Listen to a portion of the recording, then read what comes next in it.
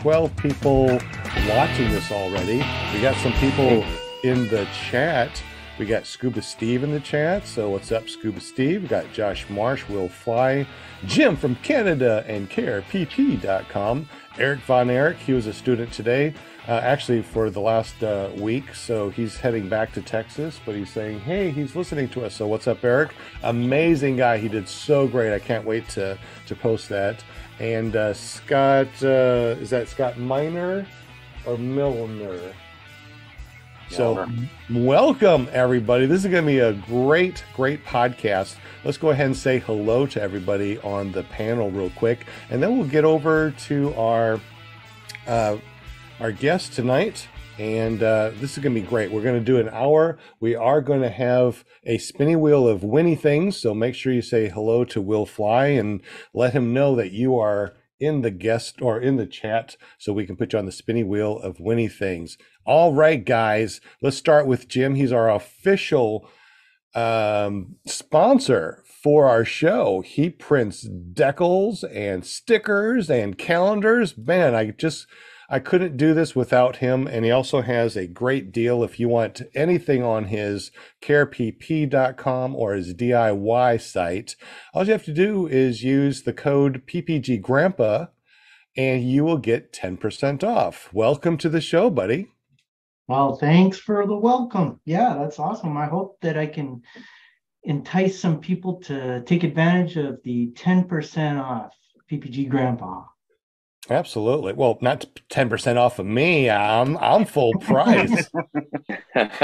I am full price, man. Oh, no deals on PPG. There's no deals for me, buddy. I am vintage. So, what do you do, and what can you do for people if they want to get some stickers or calendars made? Sure. Just check out the website, carepp.com. You can go to the DIY printing side where you can design your own stuff and click print, and it'll print out and get shipped to you. And then if you need something custom, which then just connect with us with the custom printing side, and we'll get you a quote on it and give you that discount. Now, I know that your money smells like maple syrup. Does your stickers end up smelling like maple syrup too, or is it just your money? I've never scratched and sniffed my Snickers, so I have no idea. No scratch and sniffs. All right. One of these days, we'll definitely have to try some scratch and sniff Snickers. Hey, Jim, thank you so much for being here. Thank you for helping on the background, and thank you for being our sponsor on the show and helping us with calendars over at paramotorcalendars.com. All sorts of stickers, which we are giving away. Appreciate everything you do. Thank you so much, Jim. Thank you. And we also got Joshua Marsh from Joshua Marsh PPG. You can find him at ppgjosh.com. He's going to help us out in the background. He was also a guest, which is why he's also on the panel. What are you going to be doing for us tonight? You're going to be playing videos and pictures of our guest, Mike? Yeah, right? I got a couple videos from YouTube and his Instagram reels. A couple of them hit. So we'll be going through them, watching how he does things. Awesome. All the links are down below. Mike's bio is down below, so you'll be able to see our Paramotor guest here and what he's all about. We also got Paramom USA. She is our PR girl. If you want to be booked on the show, you better get up with her by going to paramomusa.com. It forwards over to her Facebook page, and she'll get you on the show. Welcome, Linda. Hi, welcome. Hello, chatters and viewers and everybody out there. It's Monday night. The only place to be is right here with us, right here. This little my awesome panel. And I just want you all to jump in the chat and enjoy. We got lots of stuff in store tonight for you. Excelente. Thank you so much. You got us booked up until what, February now or something like that? So January. I'm working on something for January, so. Okay, I know we got a couple. I can't give any secrets out, but. Oh, there's a secret. Okay, excellent. I love secrets. Yes, so yes, do you want to get up with one spot open, one spot in January? I'm working on that. So if you want to be on the show, it might be February before we can get you on. So thank you so much, Linda, for everything that you do. We definitely appreciate you booking people. Wouldn't be able to do this without you. So thank you, Linda. We also Thank got you. Will Fly from willflyppg.com. He is going to be putting all your names in the spinning wheel of winning things. He also got a new .com, paramotortips.com. Is that what it is, Will?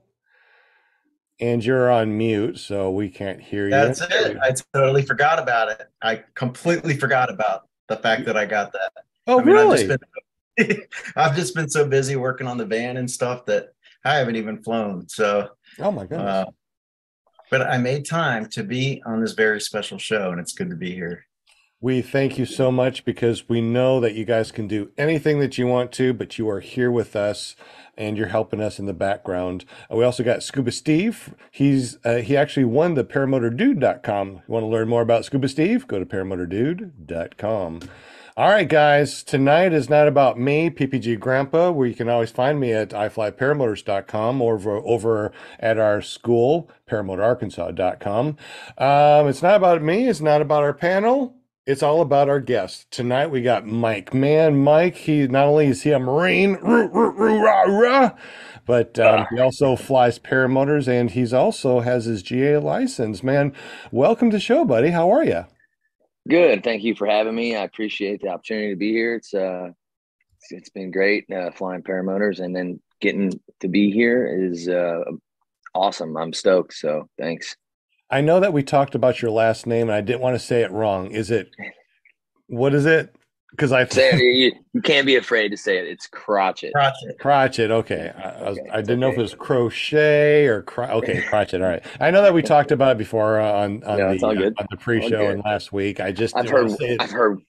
I've heard worse. It's no big really deal. Tell me what's worse. No, don't tell me. So that'll be your new nickname, man. Don't tell us. Yeah, don't tell us. It might be your new nickname here. But thank you so much for joining us tonight. And as always, we always ask, so tell us a little bit about yourself and how you got into paramotoring. Oh, well, I'm Michael Crockett. Was in paramotoring just this year, last year. 2021, is that right? Yeah, 2021. I started actually flying a little bit of GA first, which I was trying to get into paramotoring before I got into GA. And I was one of those guys that bought equipment before I bought training. So I forgot to mention, I bought a Fresh Breeze 202 Simonini. It's set in my house for a year, and I would tell myself every day, I'm going to go train to fly this thing. I'm going to teach myself maybe. I don't know, but I just couldn't afford to break it. So it just sat in the house as like a nice little piece, something to look at and futures to hold. So it never left the ground with my feet. I never trained on it, planned on using it after training, but I ended up actually selling it to my instructor and traded him. So let me ask you this question real quick. For people out there that are always asking or think that it's better to grab, equipment before you go to training, what would you say to them? I'd say don't waste your money, because I pretty much spent $4,000 on a used paramotor, which wasn't bad because it was just break-in hours. But still, at the same time, once I did training, I realized that I had much more outdated, older equipment. And I mean, I had a buddy who just recently purchased one, and I tried to say, hey man, don't do that. He still did it anyway. So he just wanted me to be happy for him. And I'm happy for the guy, but I could have got him a better deal had he waited. But you know how the fix gets you when you get that Sky Fix, you just you want to just grab it and go. And I would say just wait and get training.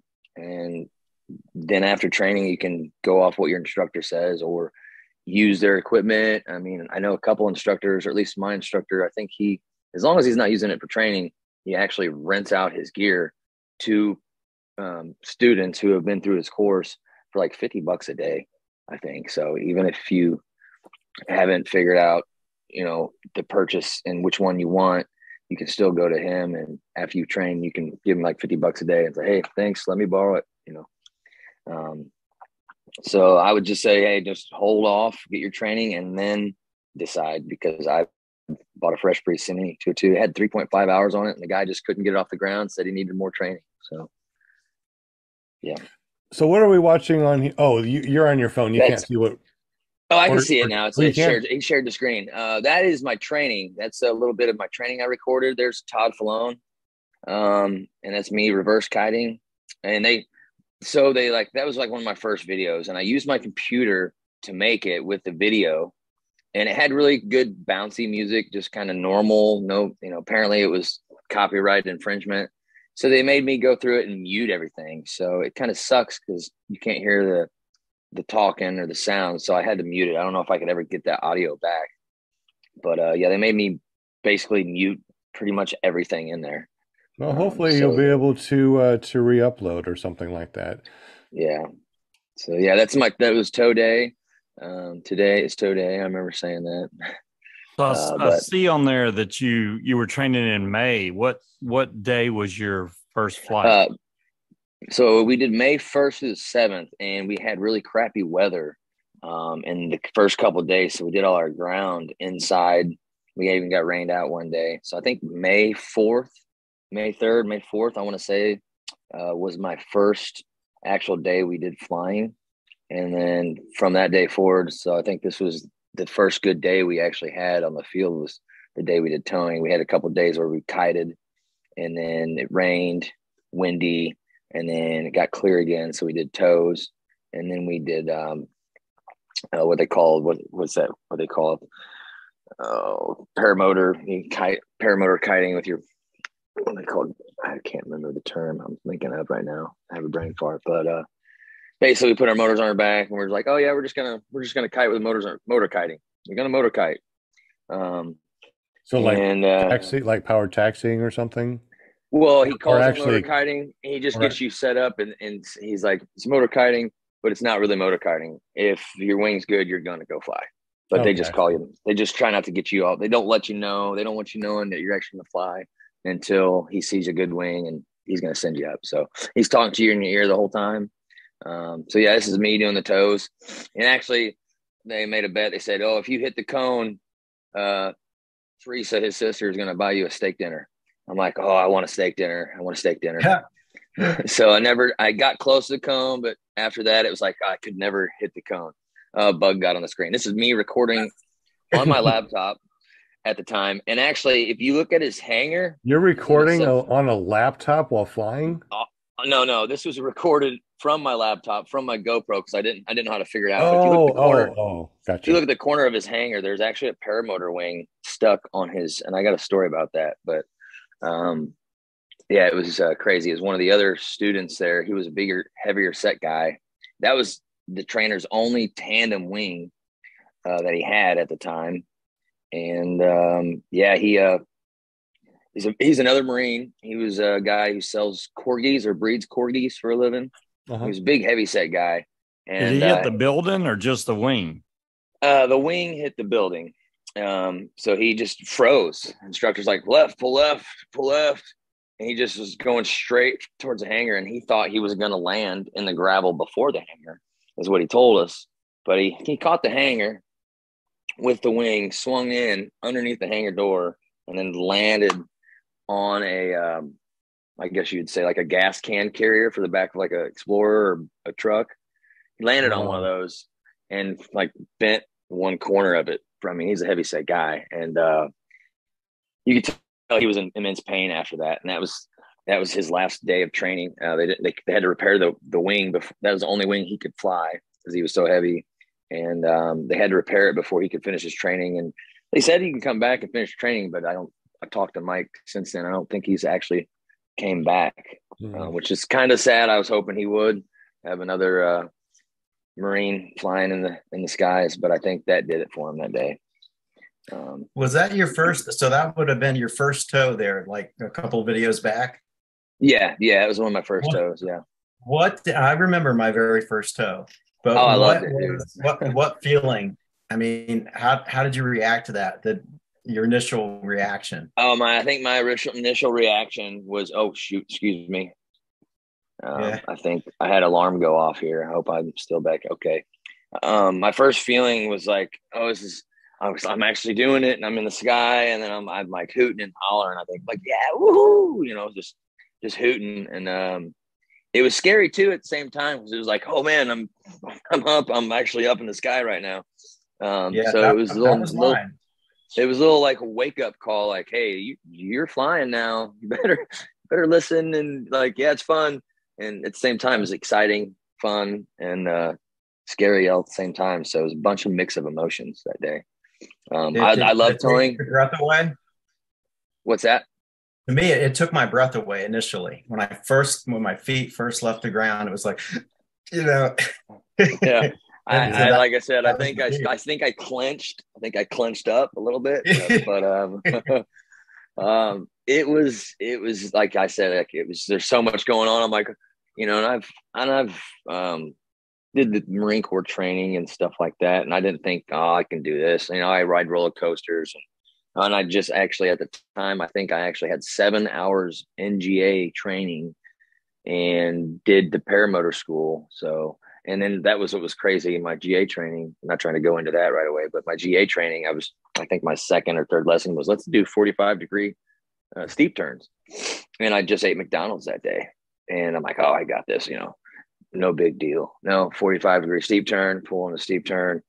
And I'm like, oh, I'm getting woozy, dude. And he's like, you're going to throw up? I'm like, I don't think so, but maybe. I'm like, yeah. He's like, just open the window, lean your head out and let it go out the window. I had the shoulder harness on. And so I'm like, open the window and I'm stuck right here. I just can't get my head out the window, and it just all comes out. Doesn't even make it out the window. It just hits the back of the aircraft. And it was bad. So my instructor actually went and helped. I'm like, we landed the plane. He's like, yeah, we got to land now. I landed the plane, and he's helping me clean up my throw up, which is like, dude, you got some. I was like, I don't know why you're helping me, man. I would make my students do that if I was you. I wouldn't touch the stuff. He's like, no, man, it happens more than you think. It's like, wow. So I was like, well, I appreciate you hanging with me here, cleaning this nastiness up. They had to put some air fresheners in it a couple of days. It was bad. But yeah. So I wasn't as tuned as I thought I was to my body. And I think when I started doing paramotor training, I think that might have helped with the steep turns and stuff, with getting the body used to the motion, because I haven't gotten sick since paramotor training and GA training. So I spent like $200. I got a couple questions for you. Well, it's funny that you trained in May, because Kyle says my first flight was May 4th, but I don't count that because I only flew about 30 feet before I hit the ground and nicked a prop. So I flew May 5th. That's of this year, but not last year. How many props have you broke, and have you turtled yet? I have not broken any props. Thank goodness. I have 0 props broken. Still have the original one on my motor. And I have not turtled yet, but I'd call it a Tigger bounce. I have on the paramotor that I have, the Adventure Pluma, I have this, it's called the bumper. And the bumper, I like it because if you take the bumper off and you try to stand it up on even ground, it likes to fall over, the Adventure Pluma. And so my instructor, one of the guys that was helping us instruct, Todd Falone, actually, he was saying, oh, you're doing good now, man. You can take that bumper off. I was like, dude, I kind of actually like it because it helps it stand up on ground when it's uneven. But I did I think on my first actual takeoff in one of those videos that I have, my first actual takeoff was great, but my landing, I didn't have my chest far forward enough, and I came down like with 1 foot underneath my motor and used that bumper. I bounced the bumper and it bounced me back up on my feet. So I did have one of those, and I have taken a knee. I actually took a knee my first flight on my new wing, my Hydron 3. So.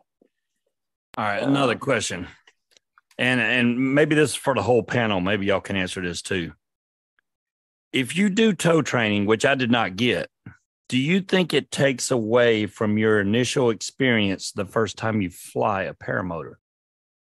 I don't know. Are you asking me or just everybody?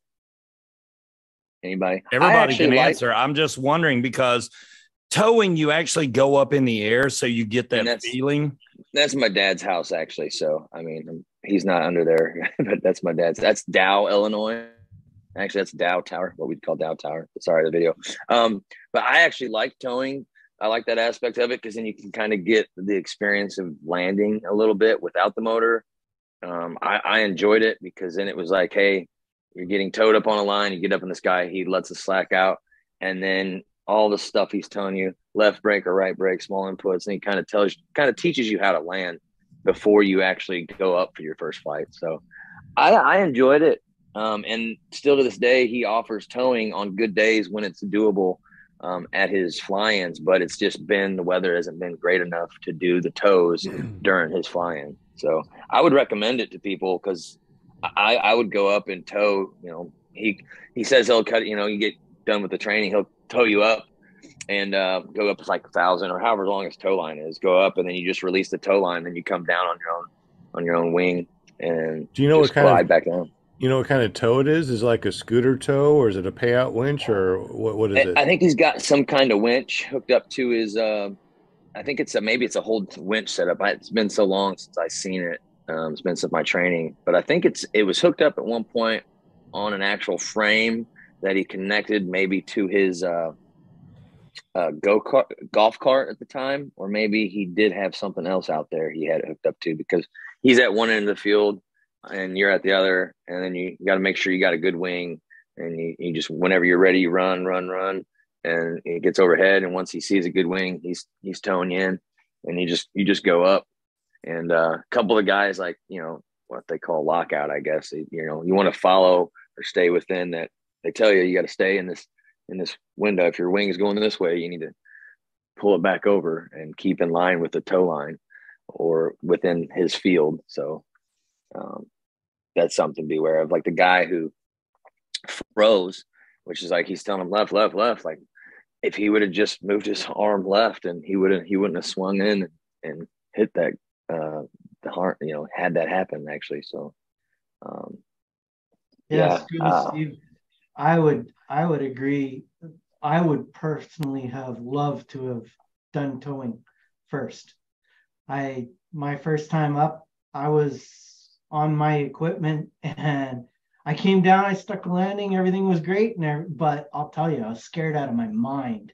And to have all that expense on your back at the same time, I would have loved to have tried it first, like Mike did. I mean, well, I guess I wouldn't say that was my first time because I did do parasailing, which is, I guess, similar to towing. You're just being pulled behind a boat, but I knew how smooth it was, and I was like, "Oh yeah, I'm good. I can do paramotoring now." Yeah, I've seen I think parasailing and paramotoring might be a little bit different. Yeah, I've always wanted to parasail, and ever since I learned to paramotor, it's like I've seen too many parasailing accidents to not really want to do that anymore. Yeah, I see in the chat. I think Travis said, "Someone please explain the tow machine. I never did any tows during training." Mike, do you want to explain what you know as far as towing, and I'll add something to it because we do towing also. Okay, yeah, I can tell you what I remember and kind of from memory and what I remember seeing. So he hooks you up to a tow line. You're in like a kiting harness or what's approved kiting harness. Free flight harness usually. Free fly harness. He actually has free fly harnesses now, upgraded those. So it's probably a free fly harness if I remember correctly. But so you get hooked to that. You stage your wing up like you normally would. He's got the line at the other end of the field. He actually has one of the other instructors go out on like a scooter or moped or whatever he's got, a one wheel, whatever he can get back and forth really fast. He goes down and brings it to you. And then when you're all set up and ready to launch, you hook in. You got his other instructor, Teresa, there ready to tell you, okay, whenever you're ready, 3, 2, 1, go. She's kind of watching for anything that might be out of the ordinary. And everything looks good most of the time, and when you're doing it. And so it's at the other end of the field. I'm guessing it's on a winch system somewhat, and he's reeling it in on his end. Once he sees that good wing come up, you're running towards him at the opposite end of the field. He's over there. He sees a good wing, so he's cinching it in as it's coming up. And I think he gets you up to about 50 feet, maybe 100 feet, and then he kills a power on it. And then you come down you leave he said, just don't worry about the tow line. It just drops between your legs, and then you just come down on your own power. He's done it so many times that he knows how high to get you to get him to you, to get him to you to the end of the field where he's at. So most of the time, you're not going to overshoot the field. You're just going to land probably right before or right at his tow machine usually. Okay. Does anybody else have any experience with tow machines that they want to talk about before I talk about tow machines real quick? Yeah, it's an awesome question too, Steve, because I was fortunate enough to, my first flights were tows. And first of all, I remember I said that my very first response was fear. It's just a natural thing, it just kind of gripped me. But I mean, it was fleeting. And then the whole tow lasts, it's a very short period of time. You go up, you come down, you go up, you come down. And so I think if nothing else, it removed that initial reaction and allowed me to concentrate more on, following the instructions of my instructor over the comms. So, I mean, if I had a choice, to do it all over again, I definitely recommend. And no, I don't think in any way it diminishes the feeling you get when you take flight on your own with the motor on your back. I don't think it takes away from that. I think it enhances it. I agree. I That's think what I was thinking. Yeah. What would you say, Jim? Go ahead. I would think that it would enhance it because you can focus on the flying. You don't have to try and convince yourself to listen to the guy in the radio. No, don't flare, don't flare, don't flare. Listen to him, listen to him, listen to him. The ground is coming at you so fast. I agree. I think that towing, it would be the best way to go. Well, and that video is me having my first go at my wing with my brother recording me. So this is me not knowing really other than watching videos on YouTube and Tucker Gott. This is me trying to kite my wing for the very first time on video. So one of the things when you first tried to get that wing up in the air, you thought, man, looking at these people, right on the leading edge. Exactly. And that's exactly what all my students. My first time. Everybody seems to bring it up and then it just turns and lands on that leading edge. I think I need a shirt that says, not on the leading edge. Right now I got warning may talk about paramotors. Oh, speaking about shirts, guys, we got a shirt right here. It's Paramotor pilot shirt as it disappears on my background. Magic screen. Pretty cool. That's cool. So that's going to be one of our shirts that we give away tonight. So make sure you say hello to Will Fly, since he's going to be doing the spinning wheel of Winnie things. And we're also going to be giving away some stickers and some other fun things. But as far as towing, let's go back to towing real quick and finish up that. We do towing. We have a scooter tow when it has about 2,000 feet worth of line. And we do the same thing that your video showed. The student goes up to about 100 feet, and then it goes slack, and then they come down, and then they flare. And I think it really helps the students a lot because now there's like, oh, I already flew. I know what it feels like to come down. I understand what it feels like to flare now. Also, too, bunny hills, if you get the chance, bunny hills are really good if you don't get to tow. If you go to an SIV course, you will also be able to get towed up to almost 4,000 feet, especially like the one over in Florida with Andrew Fuller. With Andrew Fuller, yes. He has a boat. He calls it Spooky. It's a payout winch. It's actually a gas-powered payout winch. And he will go out. He'll start the boat. He'll go, go, go, go. You feel a little bit of pressure because it's paying out. And then right at the very end, once you can't hold it back anymore, you start running forward. It inflates. Boom, you shoot up.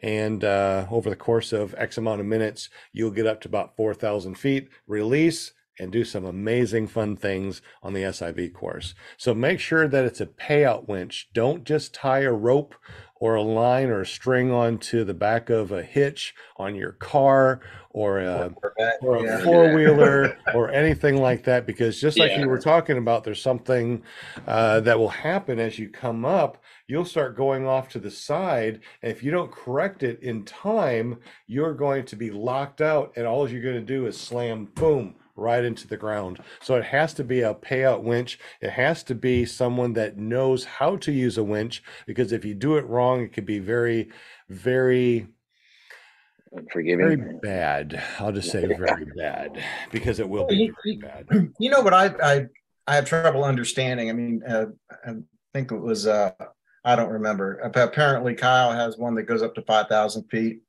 but it seems like the longer the tow, or the more line out you have, the more weight you would have. So does the boat have to go faster and faster and faster? I mean, you see my point? The physics of it, I'm just having trouble understanding all of that weight. That cable's got to weigh a lot. You know, Yeah, when you're but talking about what's 5,000 feet of it. what's really interesting is that we got a scooter toad. It's only a 50 cc, and at 25%, it pulls me so hard.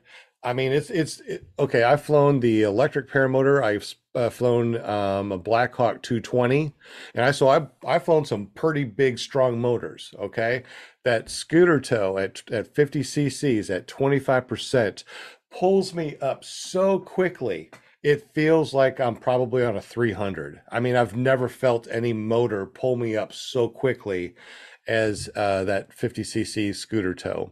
Um, with a payout winch, like going to an SIV class, so it's going to unwind as the vehicle boat, or you can put it in the back of back of a pickup truck also. And as it's going forward, it's paying out. So it's not like a winch that you normally will get over at Harbor Freight. Don't ever, please don't use those. And never just use a line or a rope, because it'll be very, very catastrophic. So they're designed, you can build them for about $5,000. There's a lot of them out there. Somebody just sent me one that was on the marketplace, but I didn't buy it because it was sold already. But anyway, tows are great. Search for tows and payout winches, and you might be able to understand a little bit more. Let's go ahead and get back to Mike real quick, because Mike is the guest tonight. Don't want to take anything away from him. It's all good. I still like learning and hearing from everybody else too. So I just want to say, I think towing's important if you go anywhere to train. Yes. Towing's really good because it will help you learn to flare. That's the big thing. You'll learn flare. I didn't get that. So yeah. So you got to learn how to flare when you first flared on your first landing. Yeah, interesting. Yeah, it was kind of I did more of a couple of home runs, slide into the plate type deals. And my third one, I kind of landed on my feet, but then I turtled. I wasn't expecting all that weight to hit me at the same time, and I fell back. So yeah. Totally understandable. All right. How are you doing, Will Fly? We got everybody on the spinning wheel of winning things right now?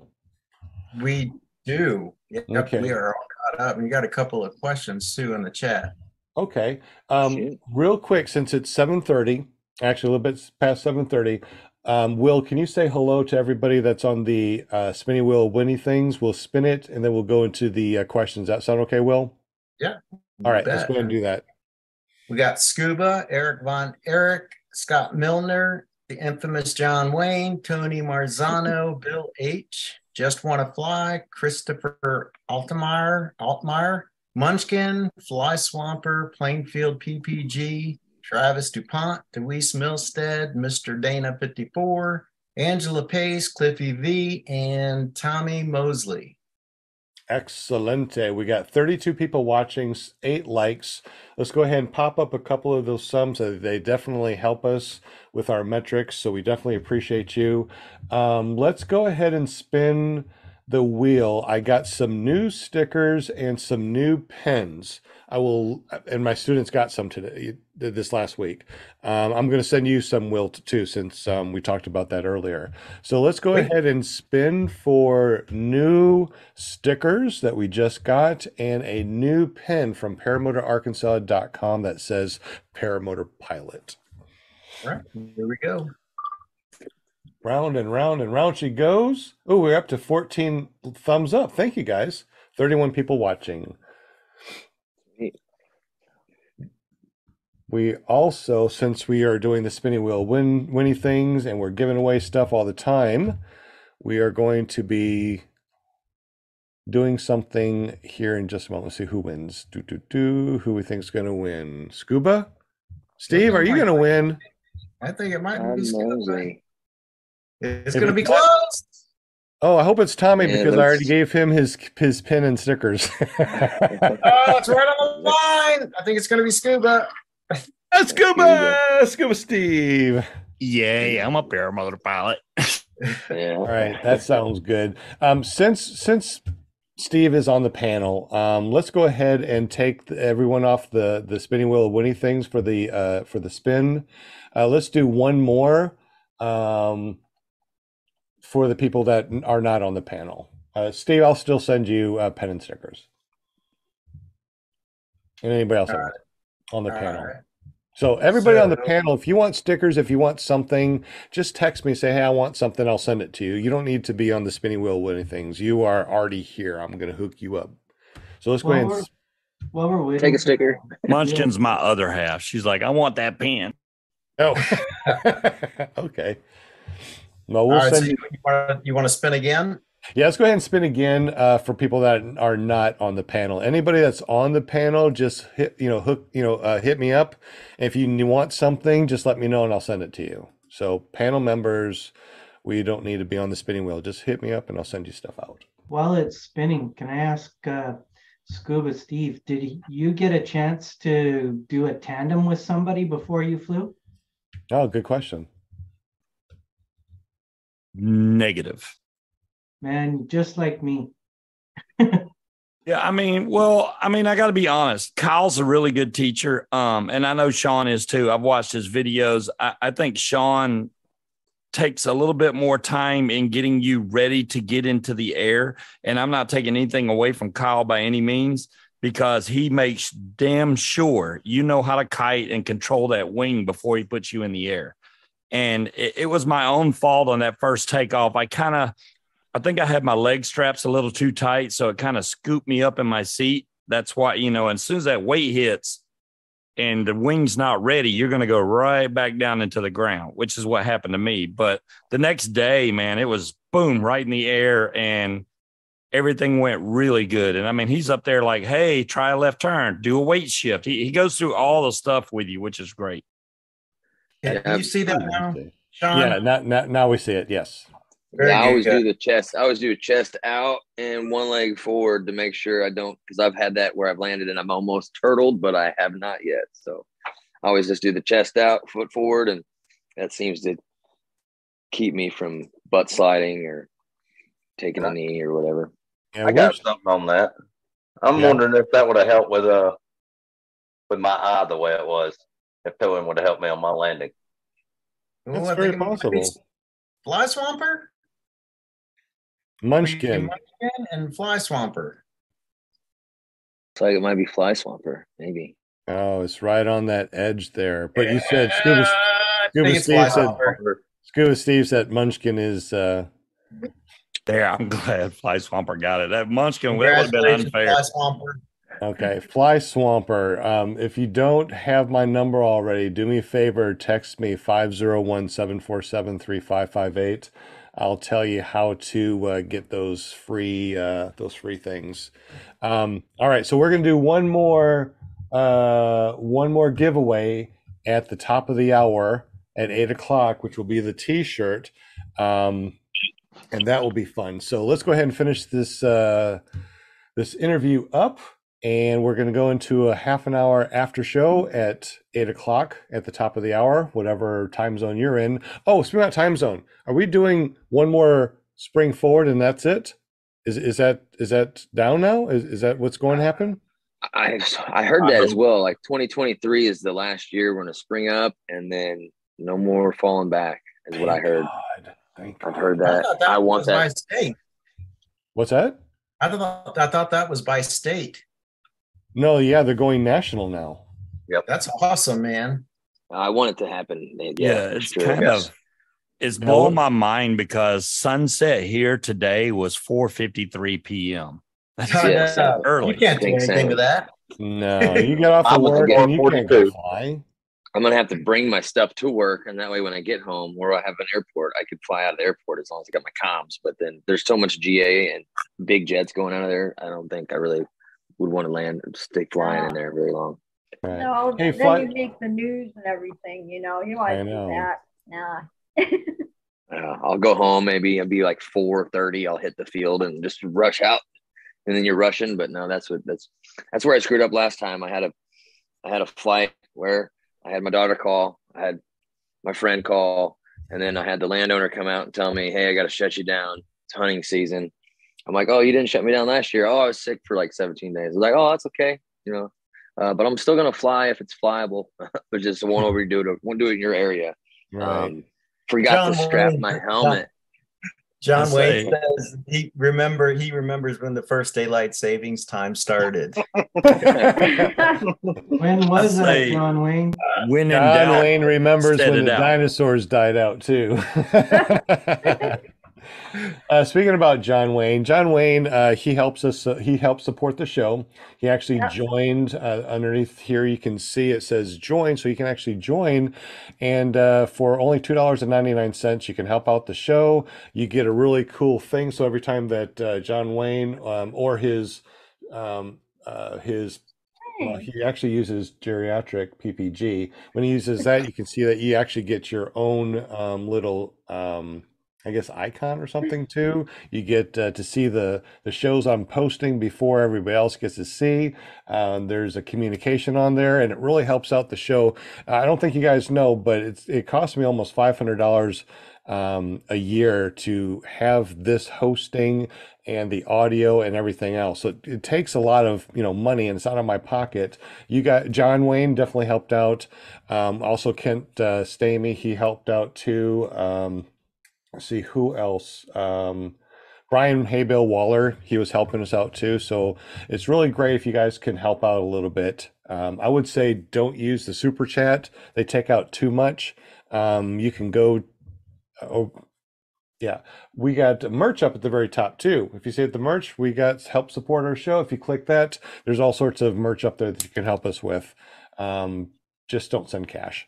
If you don't want to help us out, please help out Resurgence PPG. Go to Resurgence PPG, and we got a couple of people wearing Resurgence PPG shirts. Go there. I actually got this from Josh Bowden out at EMP. Go to Resurgence PPG and donate there. I don't care if you donate here to the show or over at Resurgence. It still helps out people that help people, and that's what this is all about. Right. Yeah, and if you're on Amazon, go over to the smile.amazon.com and choose Resurgence PPG as your sponsor. Exactly. Golly, they got so much out of me just by. I mean, and the cool thing is like I'm going to buy the stuff on Amazon anyway. It's not costing me anything else. But if I use smile.amazon.com, they will spit out a little bit, and it seemed to be hundreds and hundreds of dollars at the end of the year that they show me. It's like, look, you donated $500 because of smile.amazon.com, and it didn't cost me a penny. So that's a way of helping out people. If you're in the sport and want to help out. Just a shout out to you, Sean, that your website that you have now where you can get on there and buy stuff, your merchandise store, it's good. Looking really good. Well, thank you very much. I'm getting people calling me and texting me saying, hey, do you want to be a reseller? So we're going to get a lot of things on that ParamotorArkansas.com store. Got all the stickers from you and everything. And so if I can do it, get on there. You guys can do it. Exactly. But and that's right, guys. Go to ParamotorArkansas.com if you haven't done so already. Make a free account. Use the code WELCOME2022. It's actually at the very top of the site.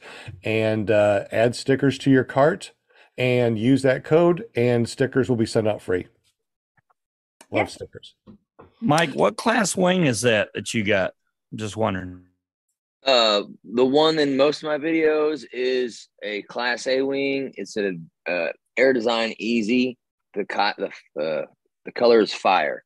But I recently purchased, and I've trained and you ain't got to brag. The color's fire. I mean, it's fire. I mean, I always say Air Design Easy Fire. That's what it says on the little tag. So that's the one in most of my videos. And then the one I purchased recently, and like I was saying, I have flown roughly about four or five different wings, probably four. Maybe I might be adding one there that it doesn't exist. But my current wing, I have like 2 flights on. is my Hydron 3 16 meter. So I really originally wanted the Nucleon 18 meter. It's just the one I demoed at EFD. Between that and the BGD Luna 2, I liked the Nucleon 4 the most and had the most fun on that wing. And it was incredible. It was fast. I could keep up with my buddy's free ride 19 meter. I only had it trimmed to 19 centimeters on that Nucleon. So then I ended up getting the 16 meter Hydron 3. It just turned cold on me pretty quick once I got that. So I've had 2 good flights on it. One where I flared a little too high and came down and took a knee. So that's my first knee I've had in the year and 6 or 7 months that I've been flying. I don't think I'd get in the air on a 16 meter wing. You went from a 24 down to a 16. What was your line of thinking with that? What were you? Well, yeah, not necessarily where I went to straight up 24 to a 16. I did a 20 in training.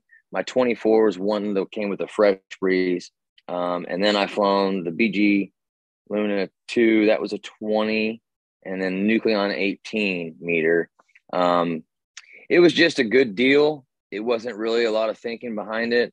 Like I said, I think I don't fly probably as much as some of you guys, but I try to fly every day possible.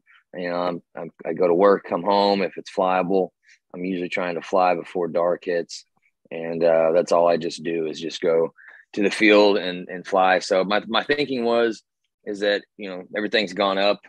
Prices increased to like $4,500 for new wings when like a couple years before COVID hit, it was like 35 to $3,000. And this wing came across another guy who flies in Boonville, Missouri. He actually had it for sale because he wanted to up his wing. He liked it, but he wanted an 18 meter, I think he got. So he ended up having that for sale for a while, and it was $2,400. And so I didn't know when the next time I was going to have $2,400 at one time that I could basically just toss out of a wing. So I kind of felt like it was a steal of a deal, bought it.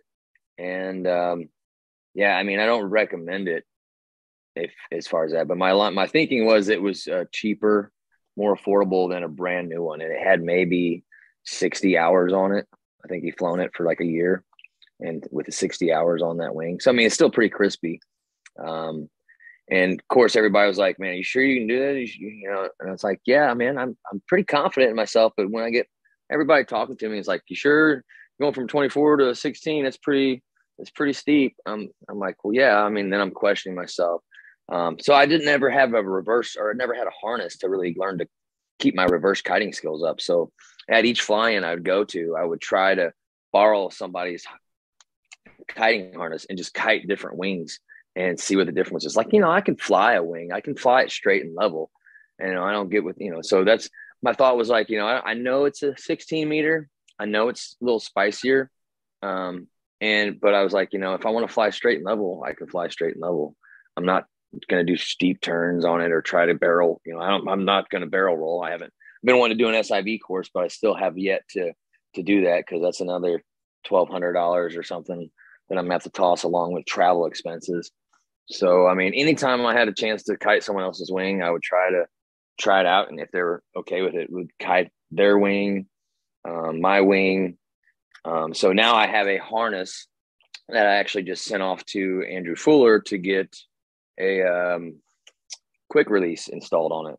So I got a quick release installed on my kiting harness that I'm going to switch over to my paramotor harness and take my old paramotor harness off and use that as my new kiting harness. So I have the quick release on my paramotor all the time. So I just decided to get that just because I figured it's better to have it, you know, and with the recent tragedy that happened over here in Washington, Missouri, it's like an hour from me, and they were supposed to meet in Herman, which is 30 minutes. So I just decided to just go for it. I bought floats too, as well. But I mean, my thinking was it was cheap. And like I said, I tell people like, you know, I can kite it, I can reverse kite it. My buddy said that sold it to me. He said, "Hey man, make sure you kite that wing a lot before you decide to fly it." And that's what I did. I kited it and kited it and kited it. I probably kited it 3 to 4 hours before I actually took flight on it. And that was just on like a couple of days before I flew it. I actually went to Paramotor Fright Fest, a Para Fright Fest this year is when I purchased it. And this only fly-in I actually didn't get to fly because I installed a new throttle, rebuilt my carb, and bought a new wing all at once. And my carburetor was needing a low jet tuning, and I didn't realize it after I rebuilt it. It would start up, it would run up, and I was reverse kiting the 16-meter wing on the field, and I had it, and I was getting ready to go through full throttle, and I was like, well, I got a new throttle as well. I got one of them off-grid throttles, so it's getting used to that 2 fingers on the brake toggle and 2 fingers on the gas, basically. And that's Wildwood right there. That is a Lawn and Owners Association campground that I kind of grew up at. And so there's really not too many people that live there year round, but it's a wooded area that it's around my LZ. And so there's a lot of fields outside of that as well. So I love flying there, and a lot of the people there at Wildwood love seeing me fly. They're always waving and smiles. Like I said, I've only had hunters tell me, hey, try not to buzz my field when I'm hunting. It's like, oh. What's your maximum height that you've flown to? Recently that I can remember, I've flown up to at least a little, probably 3,200 feet, 3,200 feet up at EFD. It was a nice day, and I just cranked the throttle up and was just going. And eventually it started getting cold. So I was like, okay, I'm going to look at my phone. I was looking at, what's the app? Gaggle. I was looking at Gaggle and was like, all right, 32, cool. I think at least for me remembering and recording it on an app, I think it's 32, but I've probably flown higher in training. I remember in training, I wanted to go up high, and I just cranked throttle. And I don't know exactly how high. It could have been up to 4,000.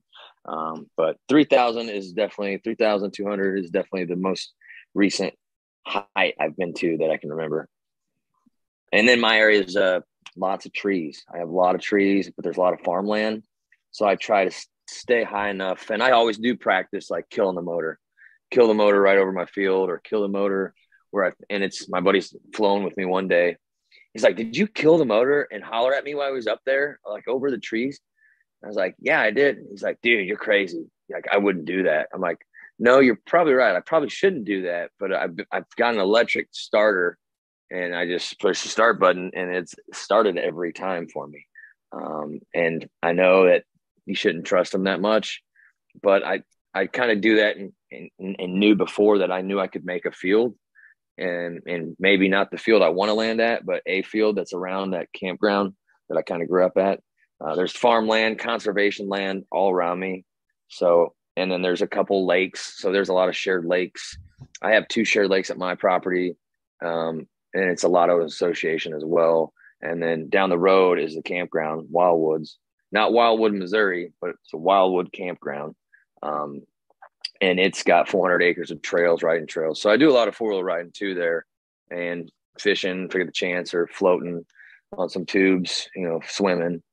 So me doing the quick release harness and the floats, even though, I mean, the river is probably 25 to 30 minutes of flight time south of my area where I fly.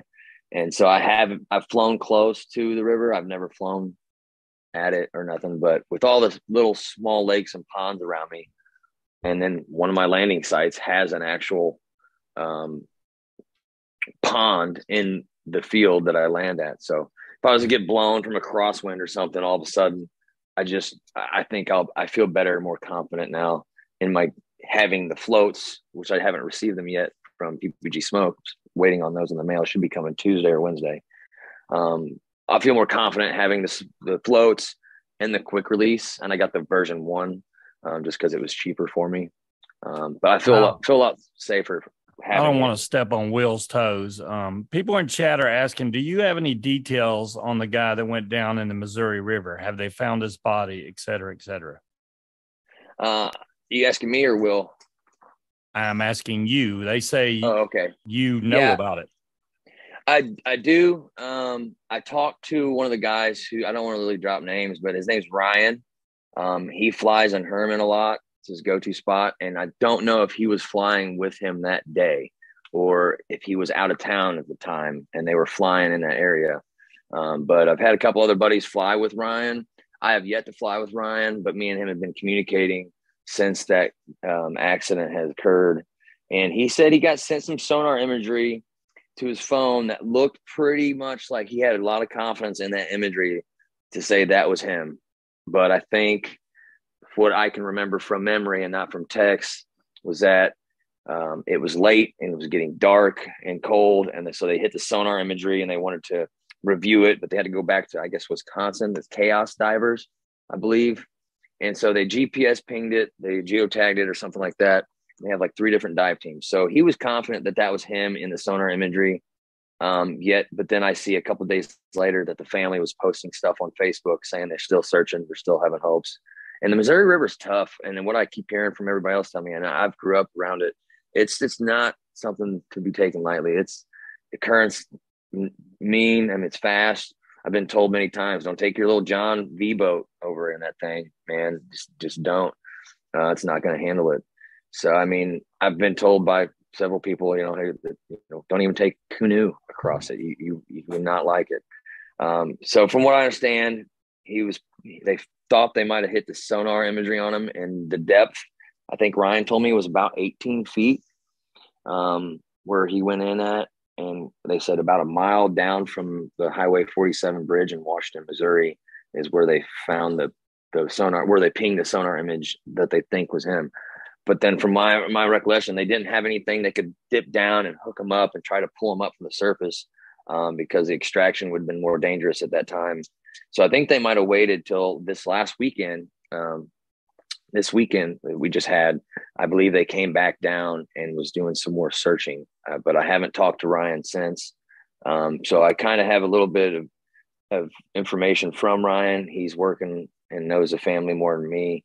And that's the thing, is that I had a buddy call me and tell me, he's like, hey man, at the last flying we went to in Illinois, he was there. We ate breakfast with the guy and we sat around and I couldn't wave it. And I was like, yeah, you're right. But he was more clean shaven then. So I didn't really recognize the picture at first.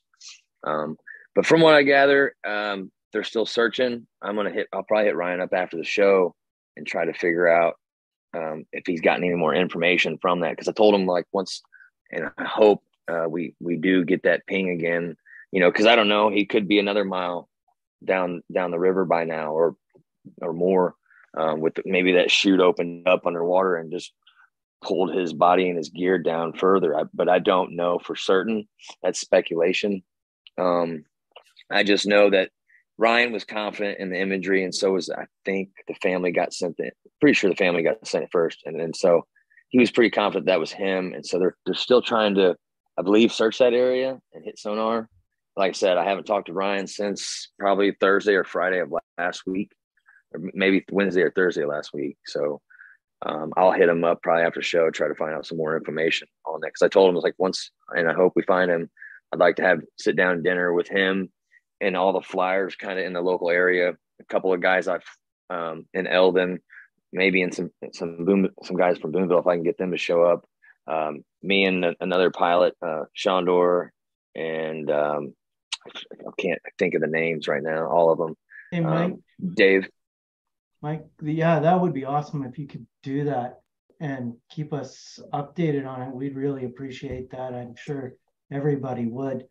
You had mentioned there that you had actually met him at a fly-in. Do you go to a lot of fly-ins, and are you planning on going to any fly-ins in the future? Yeah, so I went to my first fly-in was at my instructor's fly-in. It was like a few months after I trained. So it was Para Fright Fest. It was in Fowler, Illinois. Mike Mixer holds the event, and his family, they're great people. I mean, they have great food. They cook your food. You buy your ticket cost, get you your food, a t-shirt, and some other things. So I actually went to my second fly-in, was Bad Apples in Georgia. Then my third fly-in was EFD in Fredonia, Kansas. And then this year again is when I met Loudermilk down there at the second Paramotor Fright Fest that I've been to. And I met him. Me and my friend Dave and his wife and a few other people were hanging out, Robert. And we were hanging out trying to help this other paramotor pilot fix his cage and his sections on his cage. And he was sitting there in the grass with us shooting the shit. He had a actual one wheel. I think he had a pint, I believe. And then I think Dave had one as well. And so Robert and me and he's trying it out. He's never tried one. And I've rode a couple at fly-ins. So he was messing around with his, I was messing around with Dave's, and we were just kind of going around the field. And it didn't dawn on me that I think he left that day. We were supposed to do, he got invited to go go-karts, as we did go-karts that day. And he said, "Oh, I can't go. It's from what Robert told me. He was like, "Oh, I can't go. I got to go home to my family and stuff." So he left that day. We were doing the go-karts, I believe. And that was on a Saturday afternoon, I think. But yeah, I mean, I've gone to 2 Paramotor Fright Fest, and I've gone to Bad Apples in Georgia, and I didn't get to go the whole week. I just went for a few days. I got there on a Friday morning at 2 a.m. and stayed till Sunday afternoon. So I didn't get to stay the whole week like I wanted to. But and then I went to EFD, Fredonia, Kansas. That was fun. I flew every day, every morning and every night. It was awesome. I had a good time there. So how is it at fly-ins? Are you more apprehensive or scared about flying with like 80 other pilots in the air at the same time? Because you're not just worrying about your own actions, but you have to worry about everybody else's around you. Does it scare you at all? My first time was definitely the biggest one was Bad Apples. And my first time was like, damn, this is a lot of people. This is the most people I've ever flown with in one time in the sky. So, I mean, actually, once I got up there and they kind of have it controlled, they kind of got guys on the field saying, okay, you got your wing set up. You get your wing set up first. They don't want you bringing the motor out with your wing. Get your wing set up first. And then you get that all staged up and ready to go. Then you bring your motor out. And then they got kind of like guys on the field and vests and stuff saying, okay, you're ready to go. Okay. So it's kind of controlled takeoff, and it's the best they can with the people that they have volunteering. So once I got up in the sky, the sky's pretty big. I just kind of watched everybody else and where they went and just kind of did my own line, flew my own path, and just kind of watched everybody else from a distance. And just, I mean, yeah, you want to keep your head on a swivel because you got guys that are probably on their phones or doing paramotor videos and stuff like that. So you just want to, I just was paying attention, and I got around some other pilots that were playing around in the field. Actually, were one of the guys threw his reserve that year at Bad Apples. He threw his reserve. What year was this that you were there? This year, May. Was it okay. May of 2022? Yeah. So, yeah, I was getting around, and you get around all those pilots and you see them doing like wing overs and doing crazy stuff, and it makes like, oh man, kind of, it's like, oh man, they're doing it, So it gives you a little more confidence too that you see these guys doing these stunts or maneuvers. And so I that day in Bad Apples, I started trying to do my wing overs, started trying to time it right, and started trying to practice it on my A wing, and I was just playing around in the field all by myself, and there was guys coming in and out, but I was just kind of got away from everybody and was trying to get the wing tip to the horizon, pulling hard right, timing it, pulling hard left. And I was having fun, even just doing baby wing overs. They might've been little 180s in the sky, I call them, but whatever I was doing, it was fun, and I didn't do any damage to myself or anybody else. So it was a good time.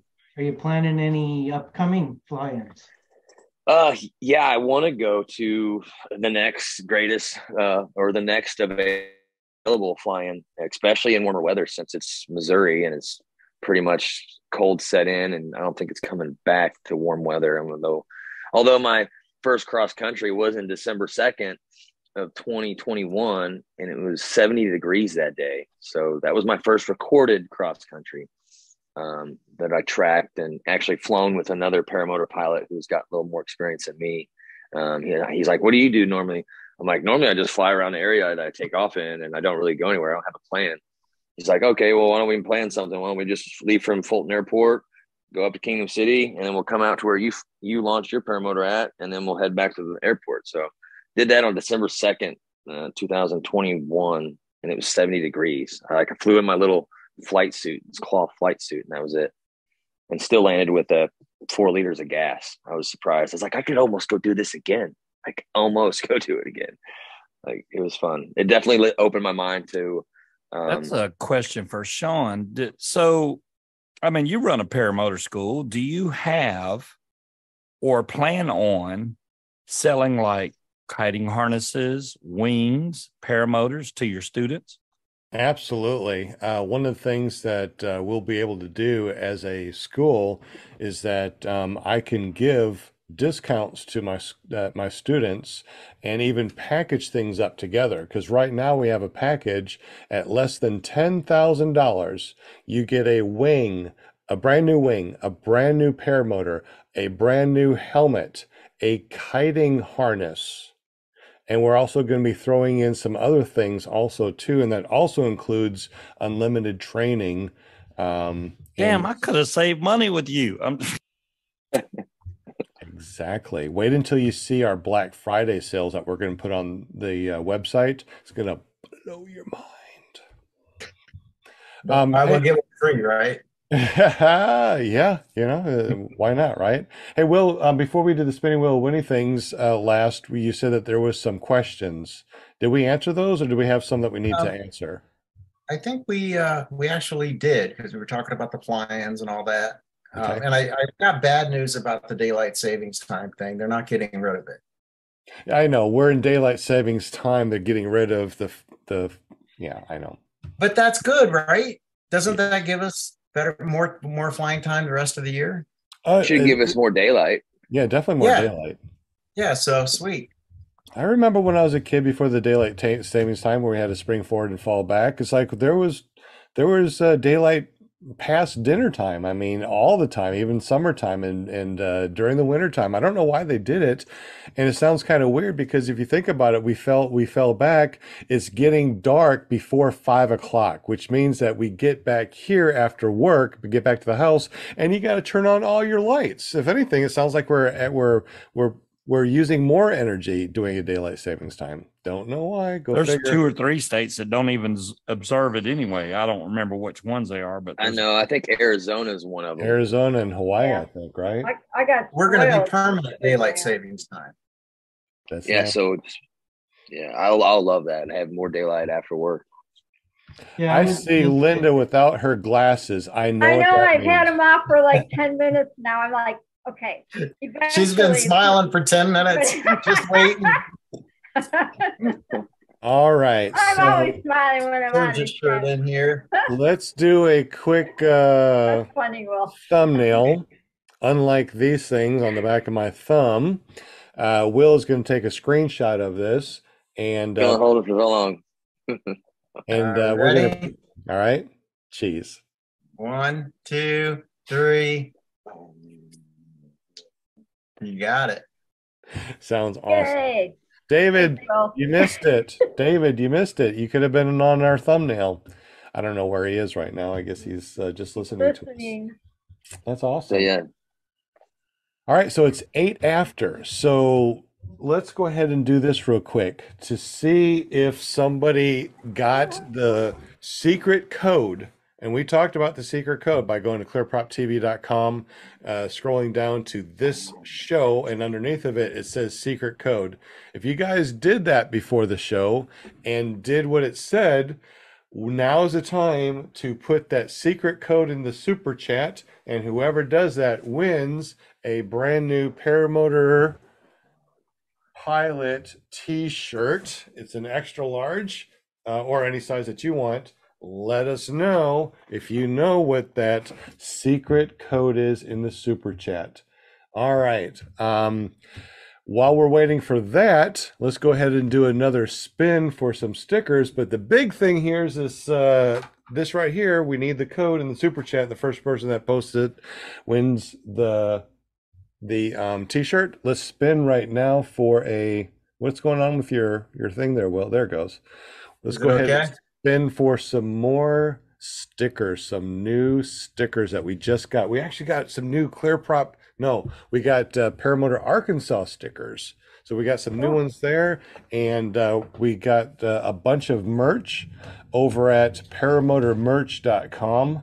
A lot of really cool stuff. Also, iloveppg.com is another merch store. And if you look below this, you'll also see other merch that we have on Teespring that we can put underneath here. So you guys see all the different merch that's available? You should be able to see it. If not, we will show you some more stuff later. All right, let's go ahead and spin the spinning wheel of winning things. Let's go ahead and give away some cool new stickers that nobody has seen before because I just got them in. Sorry, Jim. I got stickers from somebody over here. Shane Colliard and David Proctor to the list too. They chatted me up on the First of all, I want to say, Jim, that these stickers are not even close to the quality I get from you. So I just tried this for fun, but I'm going to get stickers from you because these just Tony Marzano. Not him again. My goodness. Like, you know what? I just need to package up everything I got and send it to Tony, to DeWeese, to Angela Preslick, Bill H. You guys always win the stuff. Tony Marzano, do me a favor, if you haven't done so already, get that free account over at paramotorarkansas.com. Text me 501-747-3558 and I will send you a coupon code to get whatever you want to free off our website under the ppggifts.com. All right, James guys. says he did not see the secret code on the website. Well, let me go ahead and pop open the ClearProp TV and see what we got. Actually, you know what? Let's go ahead and screen share this to see what it says. So, screen share, and let's go check out ClearProp TV. So here's ClearProp TV. Let's go ahead and scroll down. There's next week's show there. This is this week's show with Michael, and here it is, secret code. Listen to Game Night show, and at the very end, we say the secret code. Did you guys do that beforehand, or you just wait to that last moment? Yeah, sneaky. Uh-oh. We'll get it next week. It gives us something to give away next week. Yeah, we can do that, but we'll probably have a new one, a new code for a new thing. So anyway, it is after 8 o'clock. We did 2 spinning wheel winning things. If you won, please text me 501-747-3558. And we will go ahead and tell you how to get up with or how to get your free stuff. And it's only going through paramotorarkansas.com because we tried to do another an automated thing before with giving out stickers.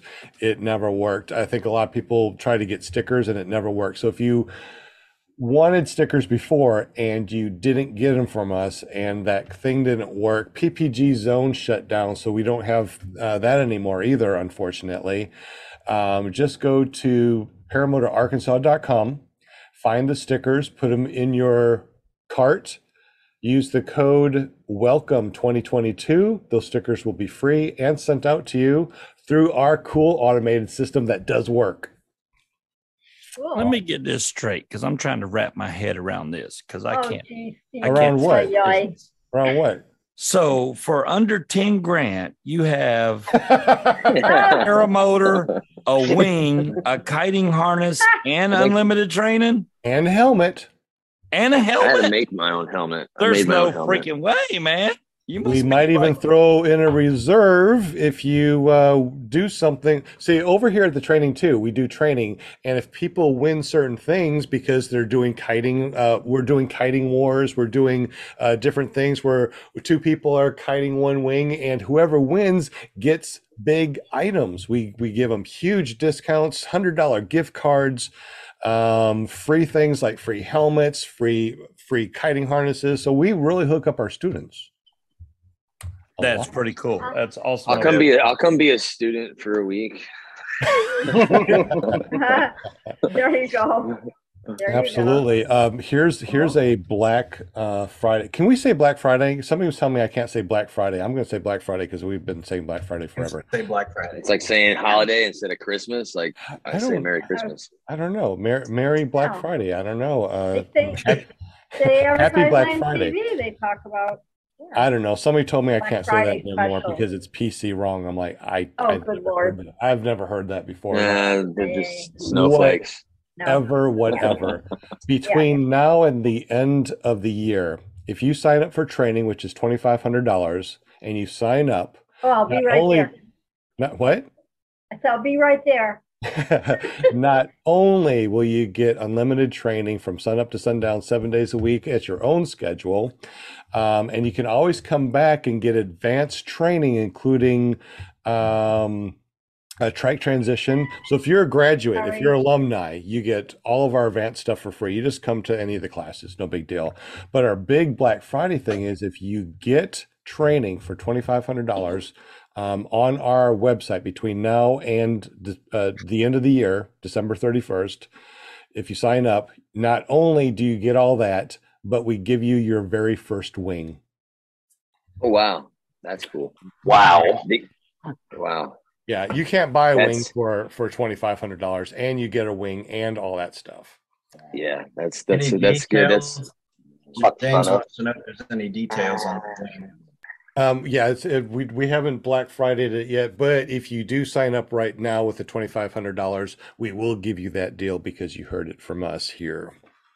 It will be $3,900 after the first of the year. You can sign up and get your classes and your first wing for $3,900 after the first of the year. But if you sign up before now, that's before what a wing cost anyway. So boom. I think I spent $9,000, including my previous paramotor plus my new paramotor plus training, over $9,000. I spent at least 12 with all that. So we get a lot of people that talk about, training. You go to some of the bigger places and you're already talking at $4,000 just for training. I think the highest one is $4,500, and that's just for training. There's no gear. You get nothing. I don't even know if you get a T-shirt. But yeah, I spent I couldn't afford to do that 2 weeks. $9,500 on my paramotor, $3,850 on my wing, $2,500 on my training, and then my helmet was another $200 or $300. Yeah, that's way more than what you're charging. Way more. I mean, it's a factory R, but I didn't have to get that. That was my own choice there. Yeah, and you're in Arkansas, so you're like next state over. I'm gonna have to meet up with you one of these. I just had a student come in from Missouri and another student come in from Texas. So I mean, people are coming from other states because I got the best deals. Also, too, here's something too. You go through, you wear your wing out within the year. You're like, I want something different. We'll give you $1,000 credit for your wing to buy your next wing.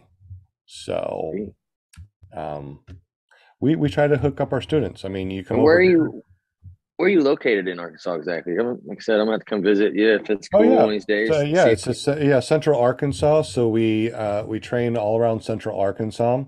Our main place is over here in Conway, but we do go to many different places depending on weather because it may be windy right here up in Conway. So we go down south about an hour, and we got some great training places that may not be affected, or vice versa. Or we go to different places so our students can see the different LZs that are available for us paramotor pilots, over here in Central Arkansas. And my grandfather's from Arkansas, just right on the border of Arkansas and Missouri, so it wasn't too far in. Okay, so Mike or anybody else that is coming through Arkansas, you got my number, 501-747-3558. Put it in your phone if you haven't done so already. And if you come through, give me a day notice so I know where, so you know where I am. If you come through, we have classes, whatever, we'll make sure that we have a motor and a wing that you can use and go fly around while we teach students. Also, too, we have a great towing machine. So if you've never been towed, Scuba Steve, come on over here and see what it feels like to be towed. It's pretty cool. There you go. So, Mike, I didn't know you were friends with Gondor. I met He's great. Shondor. He's good people. Yeah, he's a good Hi, dude. Shondor, if you're listening, we chat all the Shondor, time. he should be watching that. I met Shondor at my first fly-in, like right after his accident. And he helped me. I had a couple failed launches, and he helped me restage my wing. I was like maybe the third to fourth guy to like the last of the. There's like four guys after me that were ready to go up into the sky, and I had like two failed launches, so like they're waiting on me. So I'm like, oh man. And he was helping me restage my wing. After that, I came in and shook his hands, like, "Hey, man, I really appreciate your help there."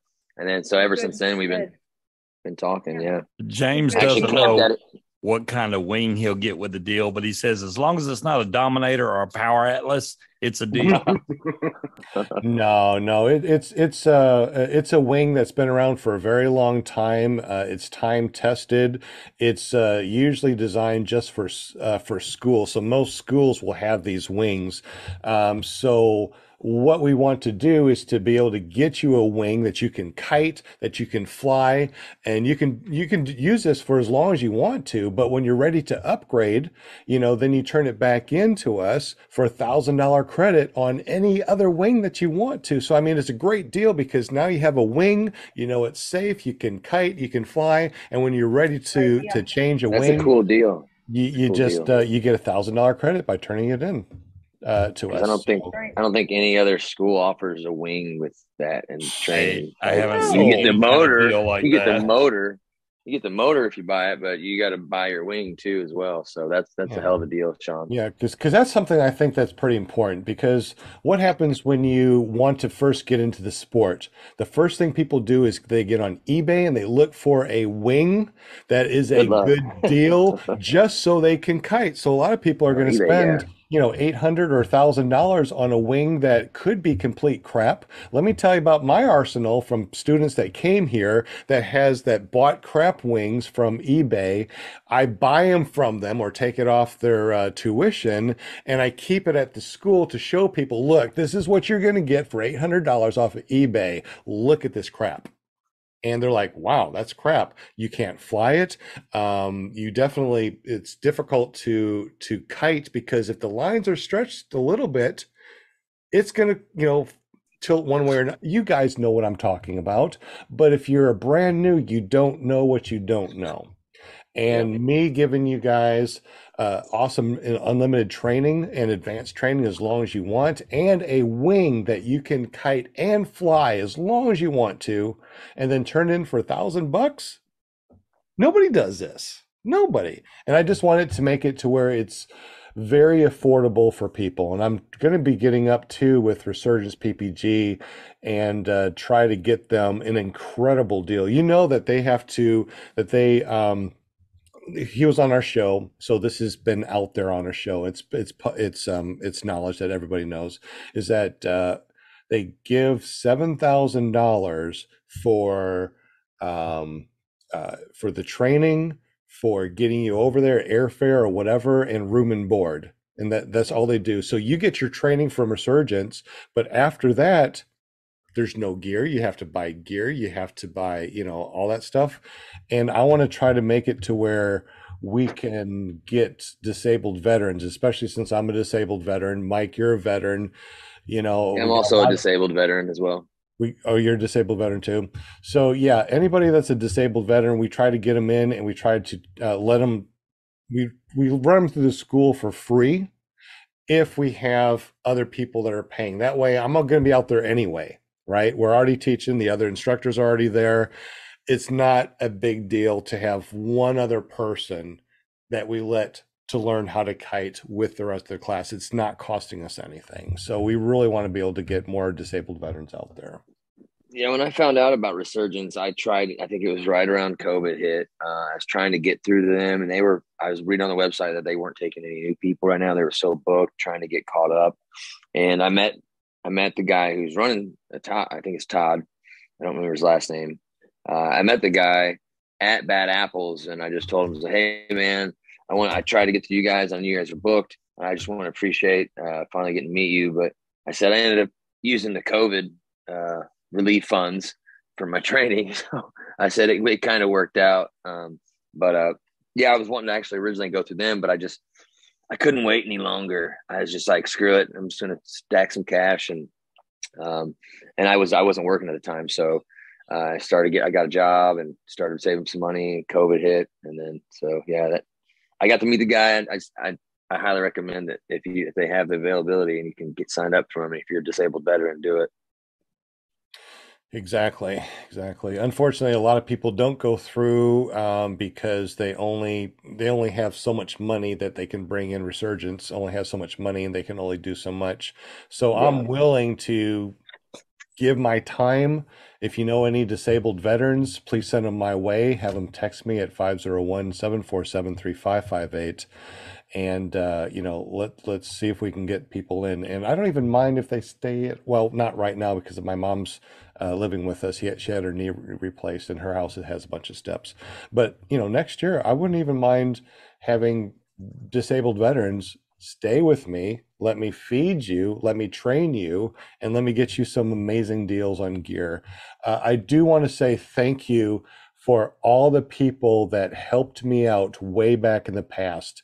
If you know my backstory, I had heart surgery. I had a stroke as a complication, and I wasn't able to work for a year. My wife had to work, and she took care of me. And when it was time for me to look for a place and get training and all that stuff, people came out of the woodwork to help me. So I want to give back to this community because you guys helped me so much. Everyone out there, you know who you are. I don't know if you want me to name drop you, but you guys up in Wisconsin, oh my God, thank you so much. You know who you are. Thank you. You've helped me more than you know.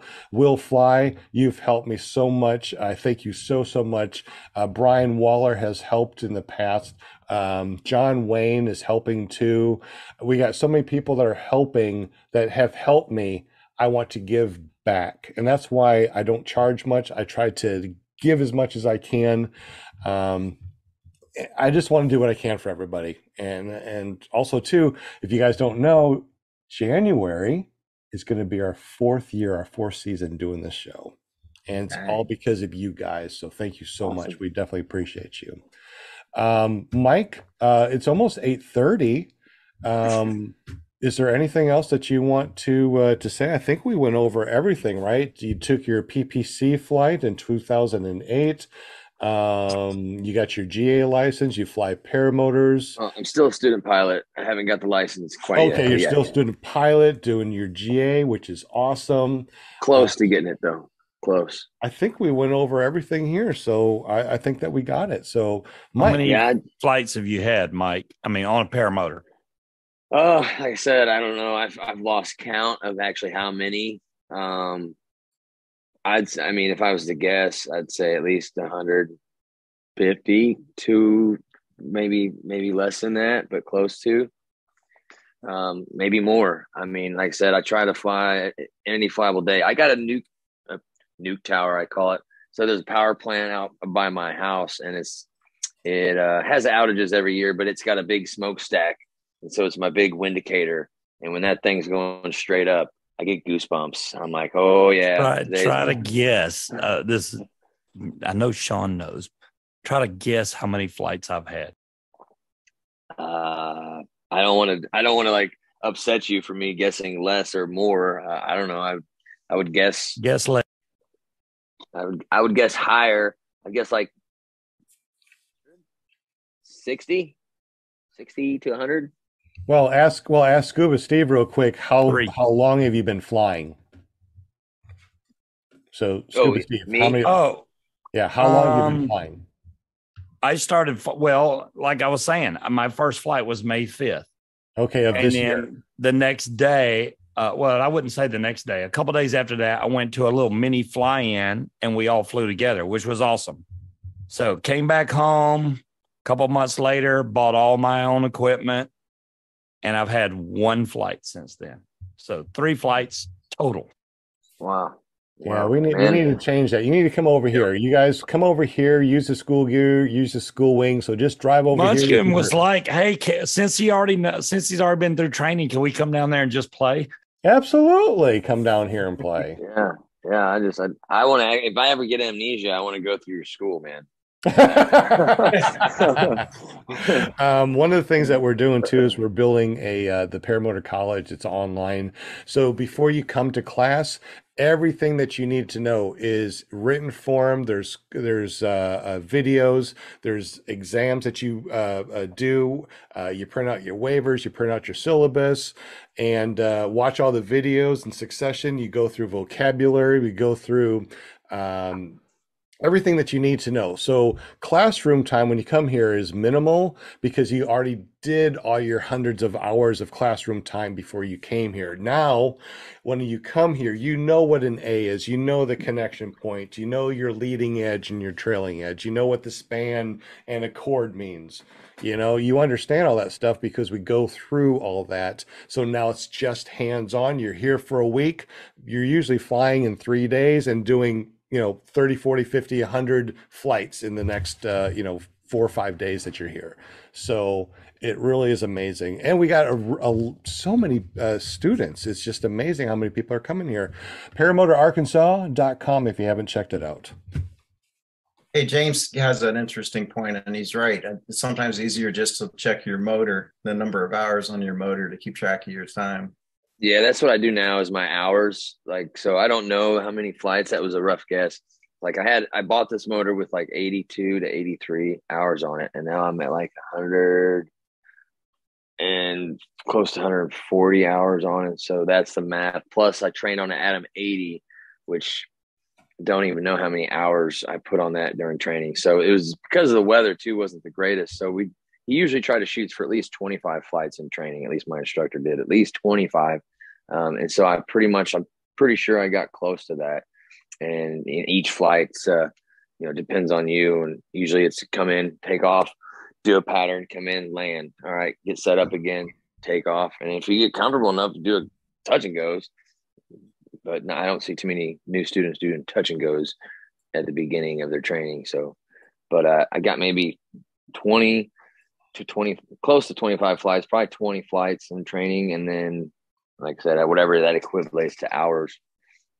And then plus like my hours. So I'm thinking I'm at a little over 76 hours with my current equipment and not including the training hours. So that's how I keep track now. It's like GA stuff. It's just hours instead of numbered flights. Because I've had short flights. I've had flights that last like literally 5 minutes because the wind's so trash. I just get up off the ground, come back down and land. Hey, it was a flight. Right. Whether it was an hour or 5 minutes. I mean, it just accumulates on my tack on my motor. Absolutely. So, it is 8:30, and I know sometimes people on the panel have to leave early. Does anybody need to leave early? We're only going to be talking for maybe another half an hour, but if you guys need to leave, just let us know. Jim, are you good for another half an hour? Will Fly, are you okay for another half an hour, or do you need to leave, bud? Yeah, I do. I have to get going. All right. Thanks for being here. I appreciate you guys having me, and sorry if I didn't get the answer fully, or if you want a more in-depth question to me, just ask me sometime, Facebook, shoot me a message, whatever. Oh, dude, Mike, you were perfect. You did a great job. Really good to have you on the show. Thanks. It was great it's great to be here. Thank you, Mike. So Will's going to leave, but we're going to continue. We just want to make sure that we're not. Yeah, no, I'm not leaving. I'm not leaving. We're just making sure that if you got to go, wanted to say. We want to say goodbye and see you off, instead of just, oh shoot, I got to go. I hope. Thank you, Will. Thanks thank you, Will. You guys, if you haven't done so already, please thank Will in the super chat. He does so much in the background. Not only does he make the spinning wheel Winnie things, he checks for questions in the super chat and brings them over here, and he also makes our thumbnails. So when you see the show, you see the thumbnail. That's his stuff. He does that. So Will, from the bottom of my heart, thank you so much for everything you do, buddy. It's my pleasure. Y'all have a great night. It was a great show. Awesome. Thank you, Will. Good night. All righty. So let's go ahead and wind up everything. It's 8:30, so we'll go ahead and roll everything up here. Mike, like I said, I think that we went through everything. I think we're good. Is there anything else that you want to talk about, or is there anything else that you need to explain or go on? No, not that I can think of off the top of my head. Like I said, my first paramotor or my first powered flight was under a PPC wing. My buddy that got me into that actually had just purchased one, and he wants me to kind of teach him to kite. And I'm like, well, man, I'm not an instructor, but that's something I would like to probably do. It's getting my instructor stuff done. And eventually I want to do tandems. People always ask me to take them up. And I like, well, with my current setup, it's just, I can't do it. With my bigger wing, I just need more power, and I need a tandem foot launch setup. So, and that's another like grand. So it's just money. I need to get my tandem also. If there's anybody out there that can give out tandems and you want to help, an old grandpa out to get his tandem, please get up with me. I do need to get my tandem exemption. I just don't have the cash right now. I don't mean either. So if you can help an old grandpa out, please let me know. Jim has also said that he's got to go, so let's go ahead and wave goodbye to Mr. Jim. Later, Jim. Thank you so much for everything that you do for us in the show over at carepp.com. He can print out all the stickers, decals, calendars, whatever you need printed. Tell us real quick before you go, Jim, what do you do, bud? Oh, you bet. I got a print shop, so I can do pretty much anything. And if I can't do it, I'll find somebody who can, except for maybe scratch and sniff stickers. That sounds pretty complicated. Damn it. I really wanted one. And I wanted socks. I see your shirt says got socks. Yeah. I got those. Good deal. Well, thank you so much, Jim. We appreciate everything you do, buddy, and thank you for being on the show. Get up with me because there's some things I want to chat with you. So get up with me sometime this week if you get the chance. Every time Kyle took a picture, he was like, for the calendar. So he needs to get with Jim. I want to see this calendar that Kylo's supposed to make. I want to see Kylo's making a calendar. I mean, that's what he said that when he took the picture. For the calendar, if you fly with him, he takes a picture with you, you graduated. Yeah. He said it was for the calendar. I want to see this calendar. And that's also another flying he does after Thanksgiving. I've been wanting to go to Kylo's little get together. I want to go so bad, but it's in Arkansas and not Arkansas. Oh my God. I'm thinking of Sean. It's in Louisiana. Louisiana. Yeah. And I would have to, it's an 18-hour drive. I really can't. No. And I'm not flying down there because I'm not putting my equipment on a freaking airplane because it may not ever make it there. So just fly. They lose so much baggage. Yeah. Just fly your paramotor over there. Oh yeah. Okay, then like you fly your paramotor from Arkansas to Virginia. I'll be waiting right here. Come on. I don't know if we're going to do that or not.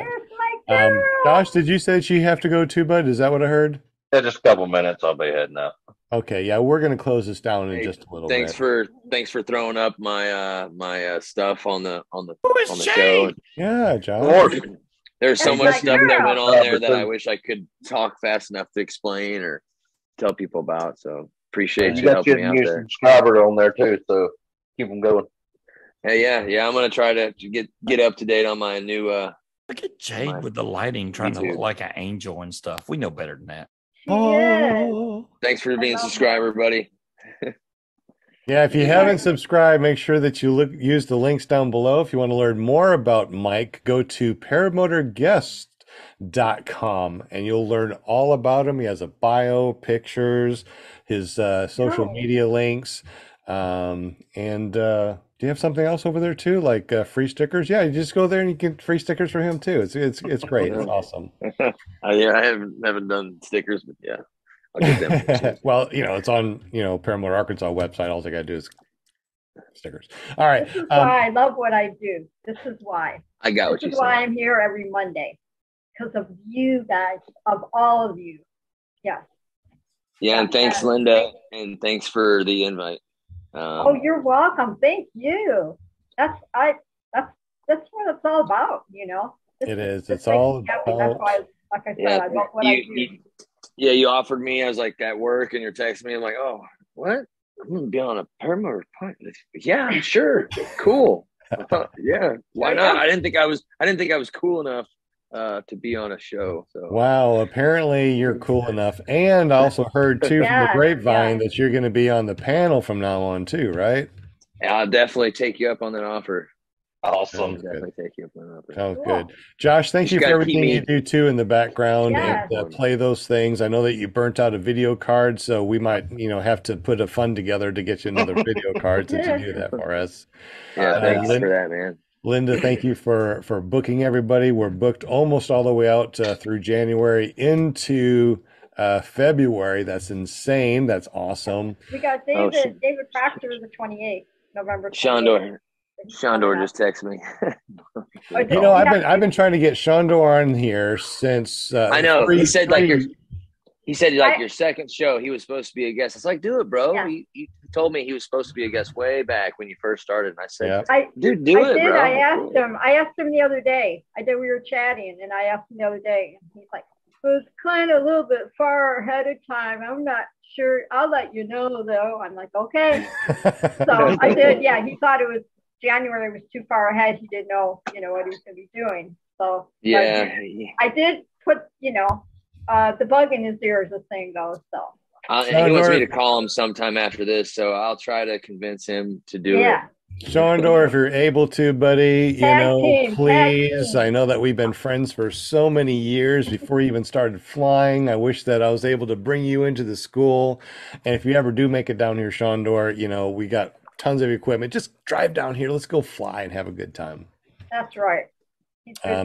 Scuba Steve, thank you very much for everything you do. And if you want to see more about Scuba Steve, go to paramotordude.com. Also on Tuesday nights, tomorrow night, we got PPD Shane and his Paramotor Hangouts. On Wednesday, you got Flying Flamingo Jade. What's up, girl? And your awesome Paramotor podcast. Tell us real quick, since you're here, a little bit about your podcast on Wednesday and how we get up with you. So just you doing it good. You remembered it's called Just Wanna Fly. Hey, Mikey, Gizmo. Yeah, thanks for taking that photo. This week we have at 7 p.m. Central, we have a couple. And I actually met them down where I met Mike, down at Fly PPG down in Illinois at Fright Fest. And they're an awesome couple. They actually had their honeymoon while they were doing their flight training. Oh, so they both fly? They both fly. So, yep. So Aaron and Joey Sibley. So make sure you tune in on Wednesday. So they're an awesome couple. We hung out with them through the weekend when we were down there. So nice seeing everybody. Yeah. Good to see you too. Good to see you. Nice to see you pop up here. And I like your Paramotor Girl. Now, you know that we got Paramotor Girl, we got the Paramotor Dude, and, we got all these other Paramotor things that we need to give away. We also got another one that we're going to give away too. Do you remember which Jade's one nickname? Do you remember? Gave me Gizmo. Gizmo, I like Gizmo too. If you guys want a .com, like a paramotor.com, let me know, hit me up. I might have some in my quill that I need to give away. So just text me 501-747-3558 and say, hey, I want a .com, help me out with that. Why do we get these .coms, Jade? Like the Paramotor Girl and the Paramotor Dude. Why is it so important to get something like that? Like with me, with ppggrandpa.com or iflyparamotors.com. Why do we need the .coms if we don't have an actual page that it goes to? I'm going to tell you, when you gave me mine, when I won, I had no idea what to do with it. And it's like on the phone, on text with Sean a couple of times, this guy knows electronics and knows this kind of stuff like inside and out. So what I did with mine is I just turned it into a show, and fairly easy once you get it going. And I just went with paramotorgirl.com, and that you type that in and that'll take you right to my YouTube page. Exactly. Yeah. I do the show. How hard is it to get to Flying Flamingo Jade's page? I mean, you got to say, all right, go to YouTube now, search for this, and then you search for it, and there's a bunch of other things like which one is which. If you go to paramotorgirl.com, it goes directly to wherever you want. So Paramotor Girl goes to her YouTube page. Paramomusa.com forwards over to her Facebook page. ParamotorDude.com for Scuba Steve is going to go to wherever he wants it to go to. You know, we got PPG Josh that forwards over to his YouTube page. Go to iFlyParamotors.com. It'll go to my page. You know, so I don't have to say go to YouTube, search for Sean Simons. Wait a minute, maybe it's Paramotor Arkansas. Wait a minute, no, maybe it's something else. Just search for me. Who, what? So it makes it really easy to say, hey, go here. Boom. Just like Will Fly. Go to Will Fly PPG. It goes to his YouTube page. So, you know, .coms are great. If you need a .com, if you want to, how many people do you have, Mike, on your YouTube page? Subscribers? I think I'm your 10th. 9. I think I'm your 10th now. Like, I don't have many. I don't know how to get it pulled out and going. Right. Like I try. So get up with me tomorrow, since you are a panel member and you're going to do this. Let me get you a .com that you can tell people, go to this .com and it'll go to your YouTube channel. Sorry, Jade, I didn't mean to do that, but go ahead and finish your. No, I was done. I just was telling them it takes a while to build it up. I mean, I'm halfway to the. You got good subscribers limit. I mean, Yeah, I don't know. That's why I too. slowed down. I slowed down because it's like I can't do this right. 1,800 and what? Yeah, almost 1,840 subscribers for the last 10 years. But you know, it's not like I promote my channel or anything. So that's the main thing. If you have a channel like that, you have to promote it, and then you start pulling the numbers in. You know how I got so many subscribers? I got the .coms that went to it. I did a video. I said, now go to ppggrandpa.com. You know, I did a video. Hey, go to iFlyParamotors.com. I did another video, said, hey, go to this .com, and all forwards over to my YouTube channel. So that's how I got, what, 25,000, almost 24,000 subscribers. I'm going to extend my name longer then. Hey, so yes. You know, if you need help, you know, I'm here for you. I'll help you. I'll even buy the .com for you, help you with the forwarding, and then you can buy it from me later on. So okay, I mean, .com is like $10 or something for an entire year. So why not? Okay, yeah, I'm gonna I got all this footage from like Bad Apples, and I want to kind of run through it and do some new stuff and put some new stuff on my channel. So, yeah, definitely would get with you. Do you have a chase cam, Mike? Oh, I've been wanting one for a while now, man. Oh, I would trade you, Sean, my PPG smoke for a chase cam. I would trade you. Deal. Right now, deal. Shake hands and everything right here. All right, there we go. Because I just need another camera now. That's the deal. So I only have the one GoPro, and my grandma got me all these GoPro attachments. She's like, "Oh, have you used new GoPro attachments yet?" It's like I only got one GoPro, Grandma. I need another GoPro to use those attachments. Yeah, I got a GoPro 10, but I wanted something small and light for the chase cam, so I got a Hero Session 5, which that's what I use. Yep. Those are really old, so you have to find them on eBay. Well, I got a good deal on it, but yeah, I got a Session 5. I just haven't tried it on the chase cam yet because I haven't flown yet. Oh, yeah, I got a silver Hero 7 silver, and that will probably go on my chase cam, and then I'll buy a new GoPro.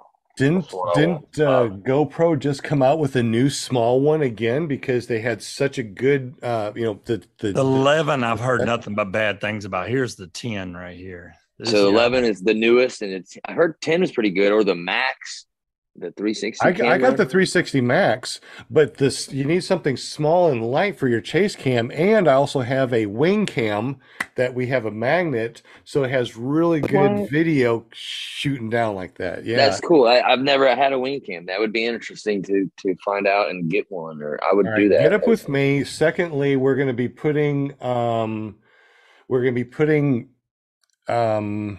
chase cams on our site, but only for giveaways. Okay. So we are going to be giving away chase cams in the future. So if you want a chase cam, make sure that you hit the bell notification on this YouTube channel. So when we do pop something up, we will let you know that you can either get it for free, just pay for shipping, and we will start giving those away too what is that? What's on Tuesday? Says Tony Marzano. Has anybody heard of Contour? What's Contour? Is Contour a video camera? company? Is that what we're talking about? Tony? Let us know. But anyway, yeah, we're going to be giving away all sorts of really cool stuff. Also, too, we're going to be giving away a brand new wing in the future. That's crazy. We're going to be giving away brand new paramotors in the future. We're going to be giving away brand new helmets in the future. So we just need more people to go to paramotorarkansas.com, get a free account. And when they get that free account, get those free stickers. Use the Welcome 2022 to get free stickers sent to you. And then we also have a newsletter that is going to go out once a month that's going to tell you about the new things that we're getting. Ask you, what do you want us to carry? And we also got a bunch of free things that we're going to be giving away too. We just bought a new .com, podcastwinners.com. So we're going to make a complete page. If you win something, you go to Podcast Winners, type in your name, and boom, it's all sent out automatically. I was a computer engineer for 30 years. I kind of know how to do it. Good. That's good. I mean, I'm throwing myself into understanding, because I did computer class in, like, I don't know, 2nd or 3rd grade, and then high school, and then it's always changing, new technologies and whatnot. So that's good. That's good you did that. Yeah, I love it. Didn't y'all say something about Sandor, or they just showed up? Shandor, yeah, what's up, buddy? I'm glad you're here. I always said I was calling him Sandor and I still every now and again will screw it up. I know everybody does that. Yeah. Until you know him. But as soon as he let me call him Shandor the entire time. Most of the time, I'm like, I keep screwing it up. I know it's Shandor. As soon as he told me it was Sean, I'm like, hey, I'm Sean. I can remember that one. So since then, I'm like, hey, it's just my name and a door, Sean Door. There you go. Sean Door, we need you on the show, buddy. Come on, dude. Yeah, it's not that bad. It's pretty cool, man. They're helping me out. I'm helping them out. I mean, I'm gonna be a panel member now. Cool. I appreciate the opportunity. So let's go ahead and say goodbye to everybody. Stay here, and we're going to go to a private room as soon as we say goodbye to everybody. So we'll go to Mike first. Mike was an amazing guest. If you need to know more about him, obviously you want to know more about him, there's a description down here of bio links. Go to paramotorguest.com to learn more about him, see more pictures. He's an amazing guest. Mike, thank you so much for being here. And you're going to see a lot more about, of him too, because he's going to be on the panel. So thank you, Mike, for joining us tonight. Yeah. Thank you for having me, and I'm excited to be on the panel. Thank you again. I can't thank you enough. Absolutely. Josh, thank you so much for everything that you do, buddy. You can find him at pptjosh.com. Thanks, Josh. He burns off all sorts of video cards to play these things while we do this. So thank you for burning up your cards. No problem. And you're the best, man. Josh, a man of many words. He's quiet, the quiet type. I used to be quiet type, but apparently you're as bad as me. All you gotta do is go back to his to Josh's interview. I mean, he was a guest, and he was yep talkity talk. Yep. I mean, he's good. Yep. I also knew him when he was blind in one eye. Yep. Yeah, the lenses were sketchy. Now he's got the gift of sight again, so that's really awesome. Cool. We also got Scuba Steve. I guess you're going to be a panel member and hang with us. We appreciate you. You also won paramotordude.com. And your microphone thing is awesome. I see a couple of Dysons in the background. You got Dysons? I love them. There is a big story behind that. This white Dyson I've had at least 10 years, but when I turn it on, it sounds like a jet engine taking off. Ooh, that sounds like fun. Put it on your Paramotor. It literally goes clean. So the one behind me is Munchkins, actually. So I'm using it. And then I have another Phantom. If you vape, like I think Mike's vaping too, and you're on camera, you can't not have air moving, or it just becomes all cloudy right in front of you. So the air, it blows the air away from me. Oh, I love it. That's what that is. Yeah, we got one in each of our rooms, and we got the ones that are cold and heat. Now that it's cold, it's nice to hit boom heat, and it's like warms up everything. Yeah, those cost a lot more money. These just blow air. That's about all they do. I know the Dyson vacuums are super expensive, so anything with we Dyson. got the Dyson vacuum. It's the rechargeable one. Oh my God, it's so light. Back there, but yeah. Oh, you got a Stormtrooper, I see. Sweet, oh yeah, Star the Wars. Stormtrooper. I love Star Wars. Man, all the things that you can see. You see my background? I got a background here, so you don't see all the shit. All the junk. I got way too much stuff. That's why I decided to pick this wall. So you don't see all my trashy crap. I love that Marine Corps. Is that a flag or is that just like a banner? Or it's actually it was. So I think my grandmother, she was going to make me a Marine Corps blanket, and she screwed up on it. So it's just like fabric, and I just pinned it up. Oh, she made that? Oh, that's awesome. I think she bought it, and she was going to do like the cut and the tie stuff, but she did that on something else. I got you. And so she said she didn't get enough of it or something. So ever since she just gave it to me, I think she gave it to me. I could be wrong. So I just hung it up. You didn't realize you got a payment. It's still awesome. I mean, and it fits that wall perfectly. That's awesome. Yeah, this used to actually be a hole in the wall in a bar, but I thought about bringing it back, but money I don't want to spend yet.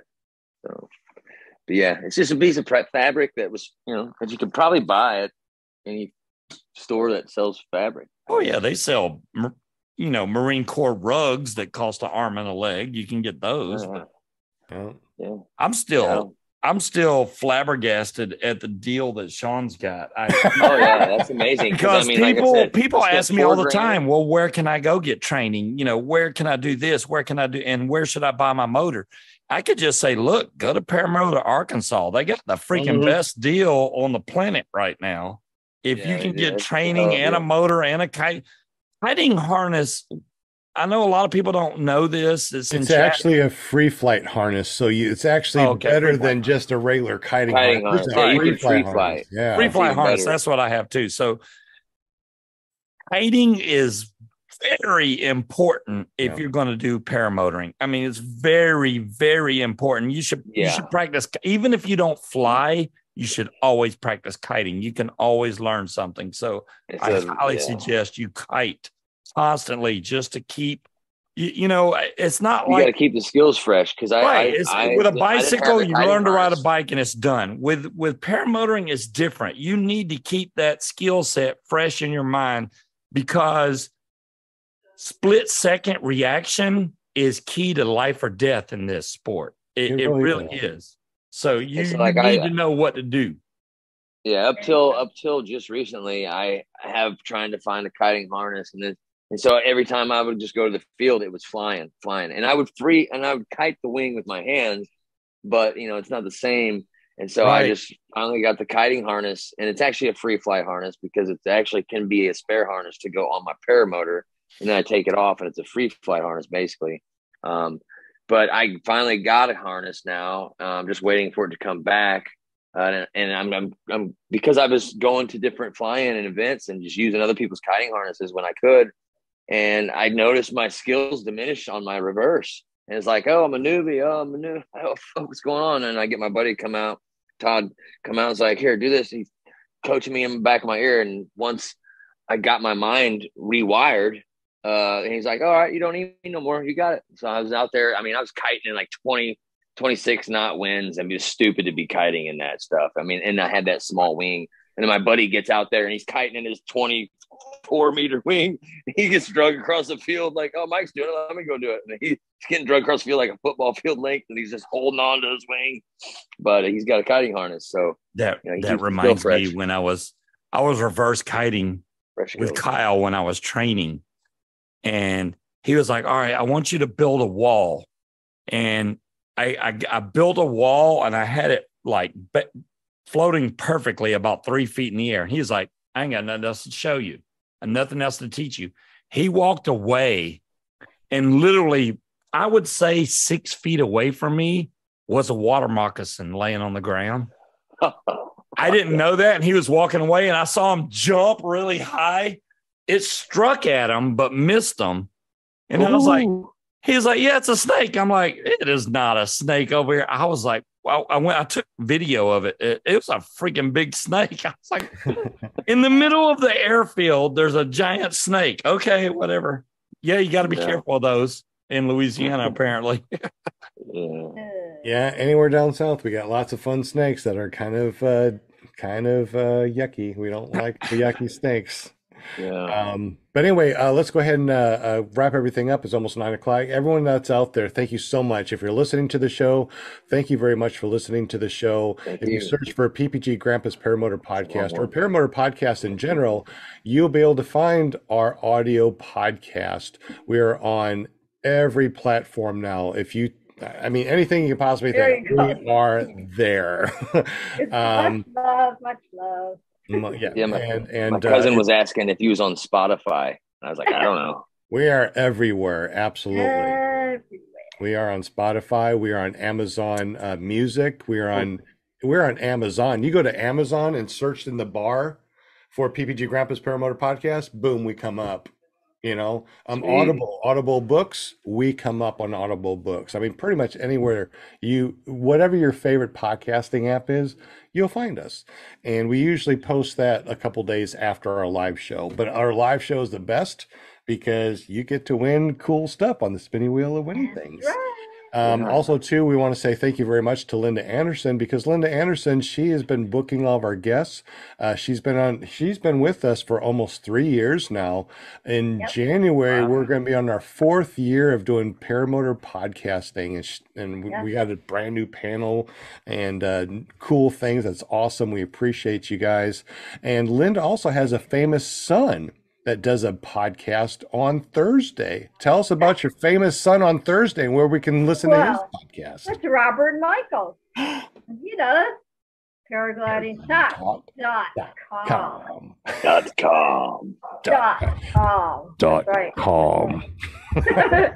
You got the radio. Lord, look at that big old dead cat you got on that thing. Sure. She's the best. He'll say he puts up with me every Thursday. You know how he is when I get out of control, and then he's like, Mom, I got to mute you. It happens. Absolutely. So make sure you go over to paraglidingtalk.com and check that on Thursdays. Tomorrow we got a show with ppgshane.com. Wednesday we got a show with Flying Flamingo Jade.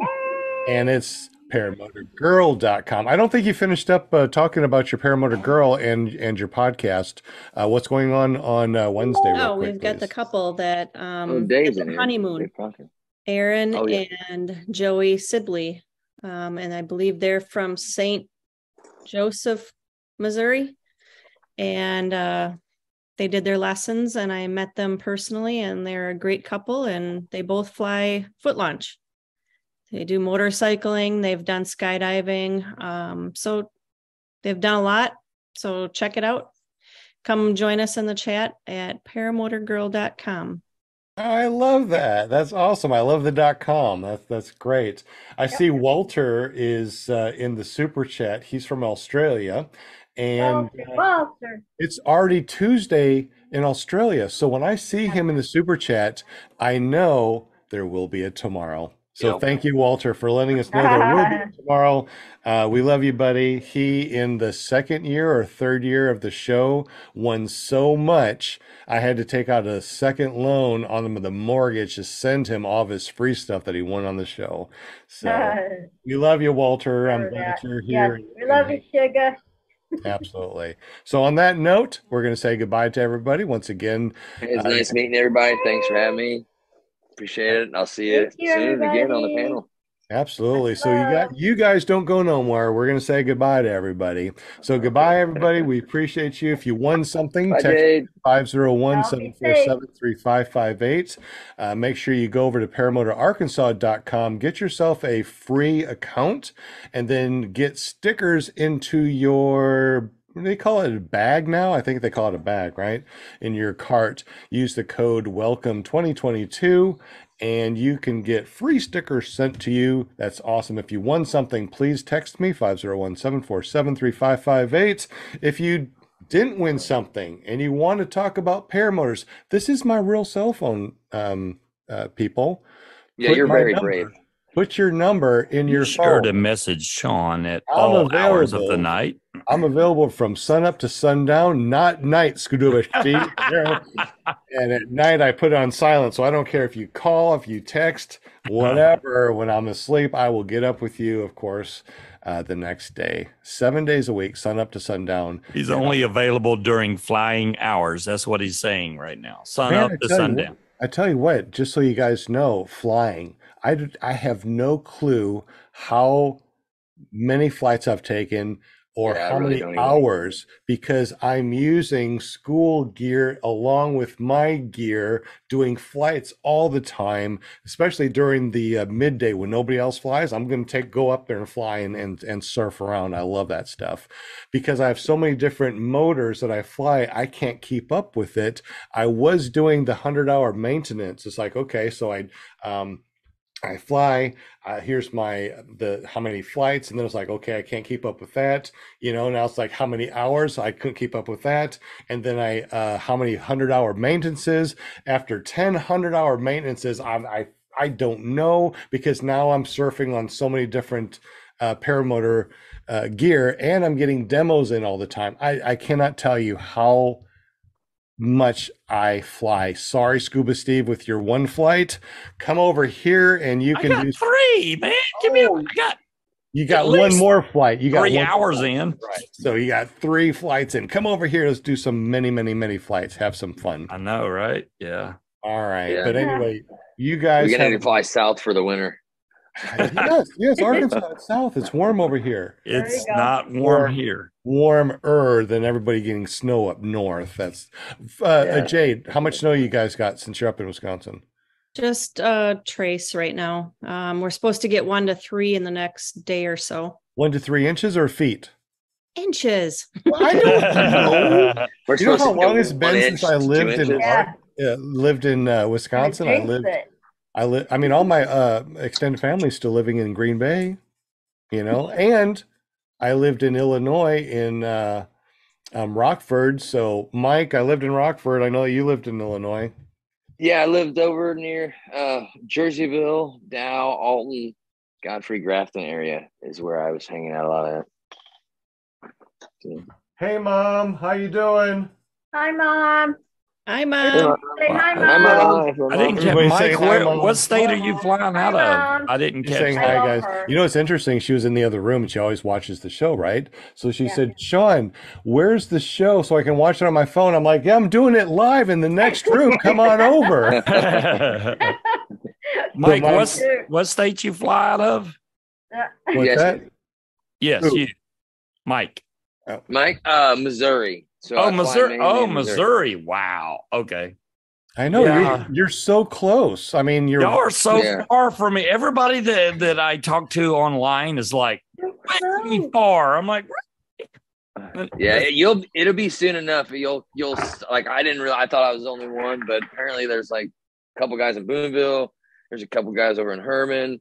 I've already had people message me. I'm getting my equipment next week. I just had my training. Let's go fly. I'm like, hey, it's a little chilly outside, but maybe. Yeah, I gear up. I've been gearing up, putting the thermals on, get the mask. I mean, whatever I got to do. If I got a nice day to fly, I'm going to fly, even if it's for 5-10 minutes. I don't blame you. I don't blame you at all. It gets cold over here in Arkansas, but our mean temperature is 50 degrees during the winter time. So yeah, it gets colder, it gets warmer, but 50 degrees winter is what we deal with.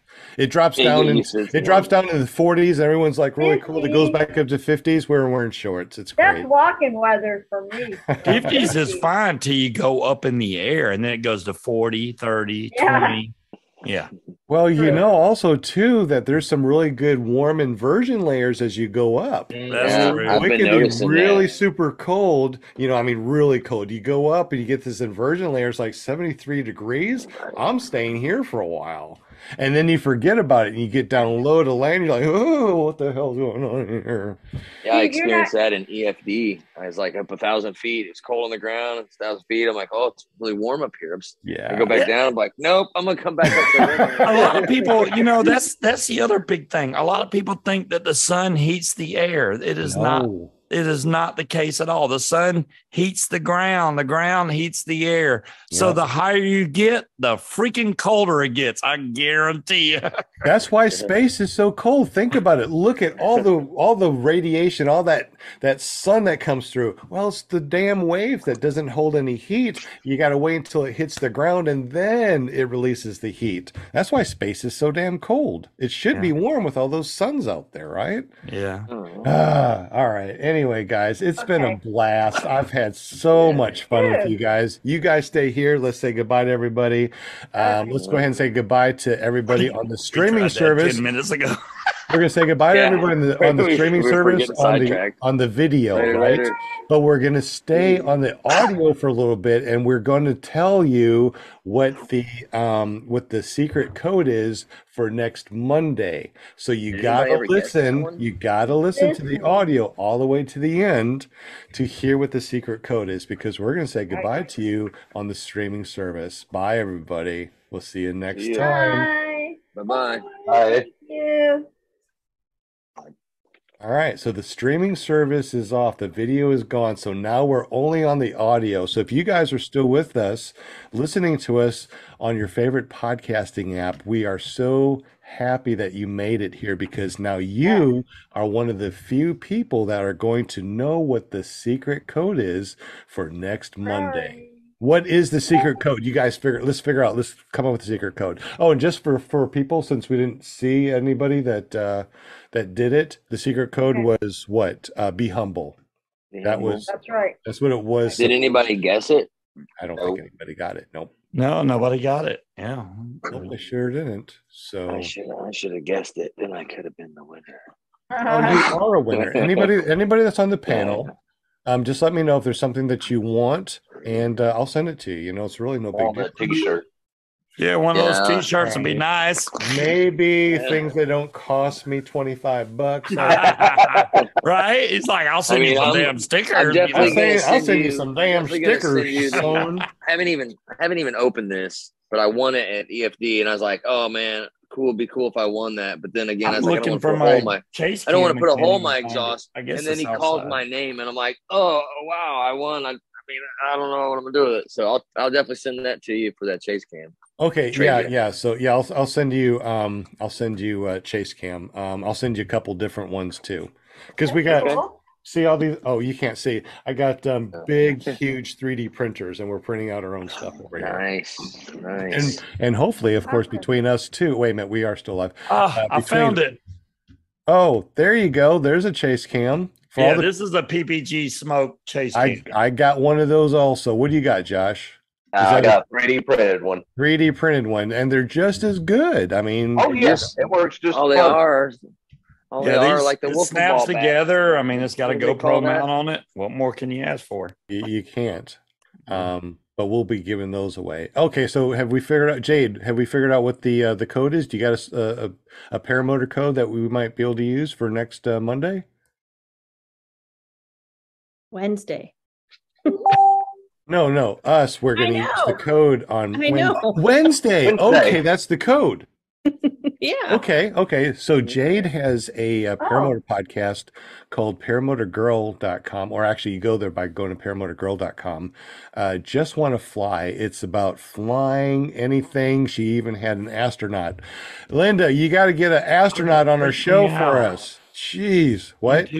Some Gosh. thing with right. Sean with a halo over his head. I'm gonna get on Facebook. Yeah, let's find one, because I can't have Jade. I didn't even show off my gear. My gear in the corner of my house. My spin-off girl, Jade. I can't have you outdo me, but you have been. I'm really glad your shows are bringing in a lot of people. You got lots of hits.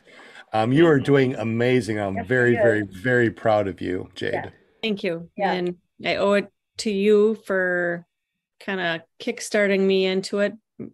Besides my husband pushing me into doing this also. And yes, it did start out as Girls Just Want to Fly, but after a year and almost a half, it was getting harder and harder to get just girls, because the ones that wanted to talk, I got them, But then there's the ones that are too camera shy or don't have enough training, don't feel like they have enough. And I try to make it as easy as possible, because I know what it was like standing in front of a crowd or being on Zoom like this and all paranoid.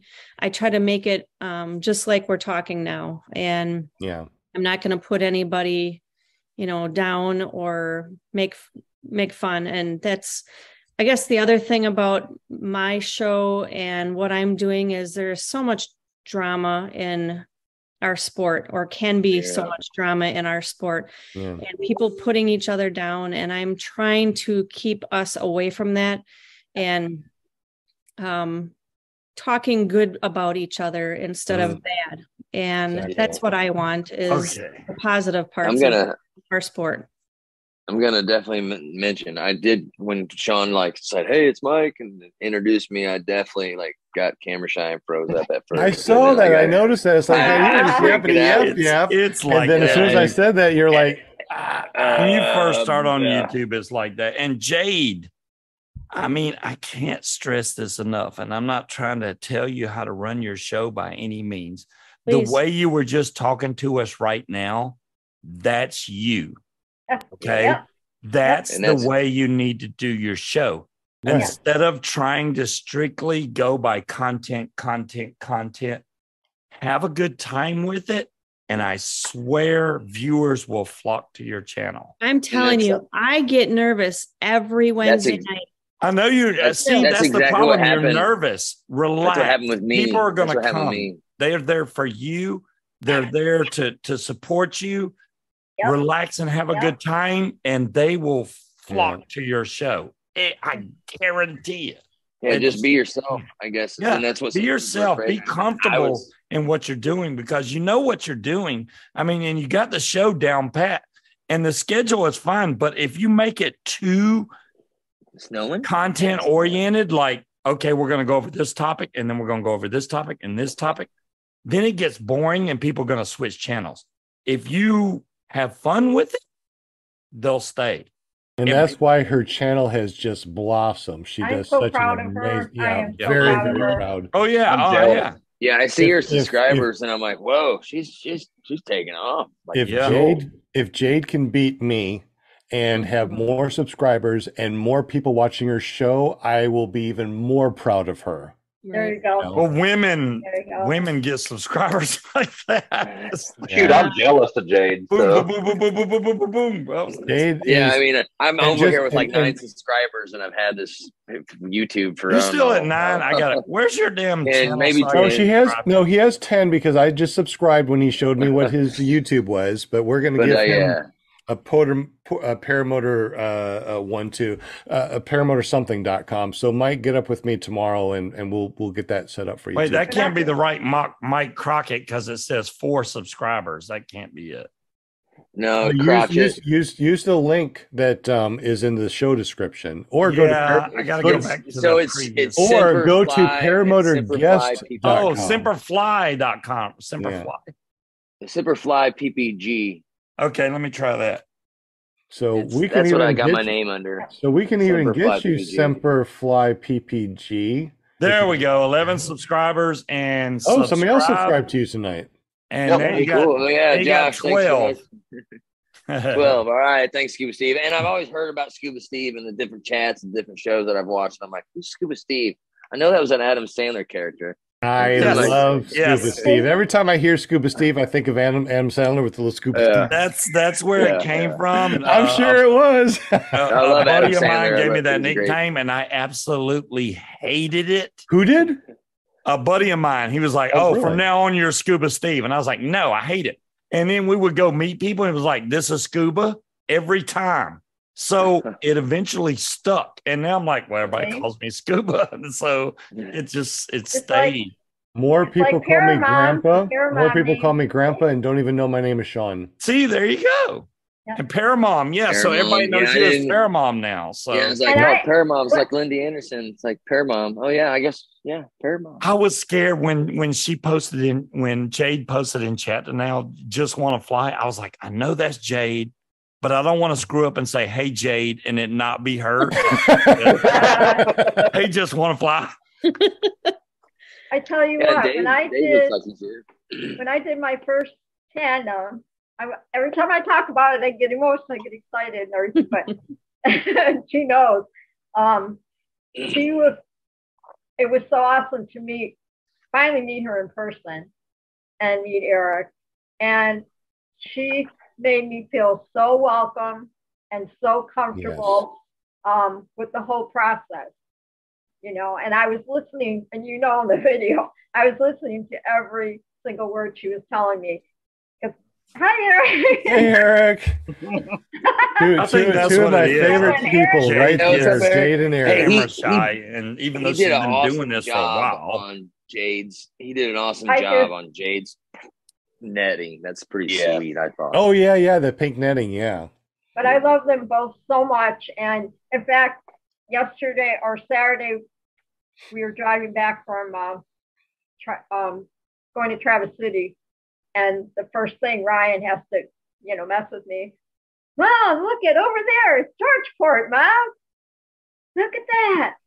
And then me and Liza started talking. And so she goes, just let me know if you want to go next year.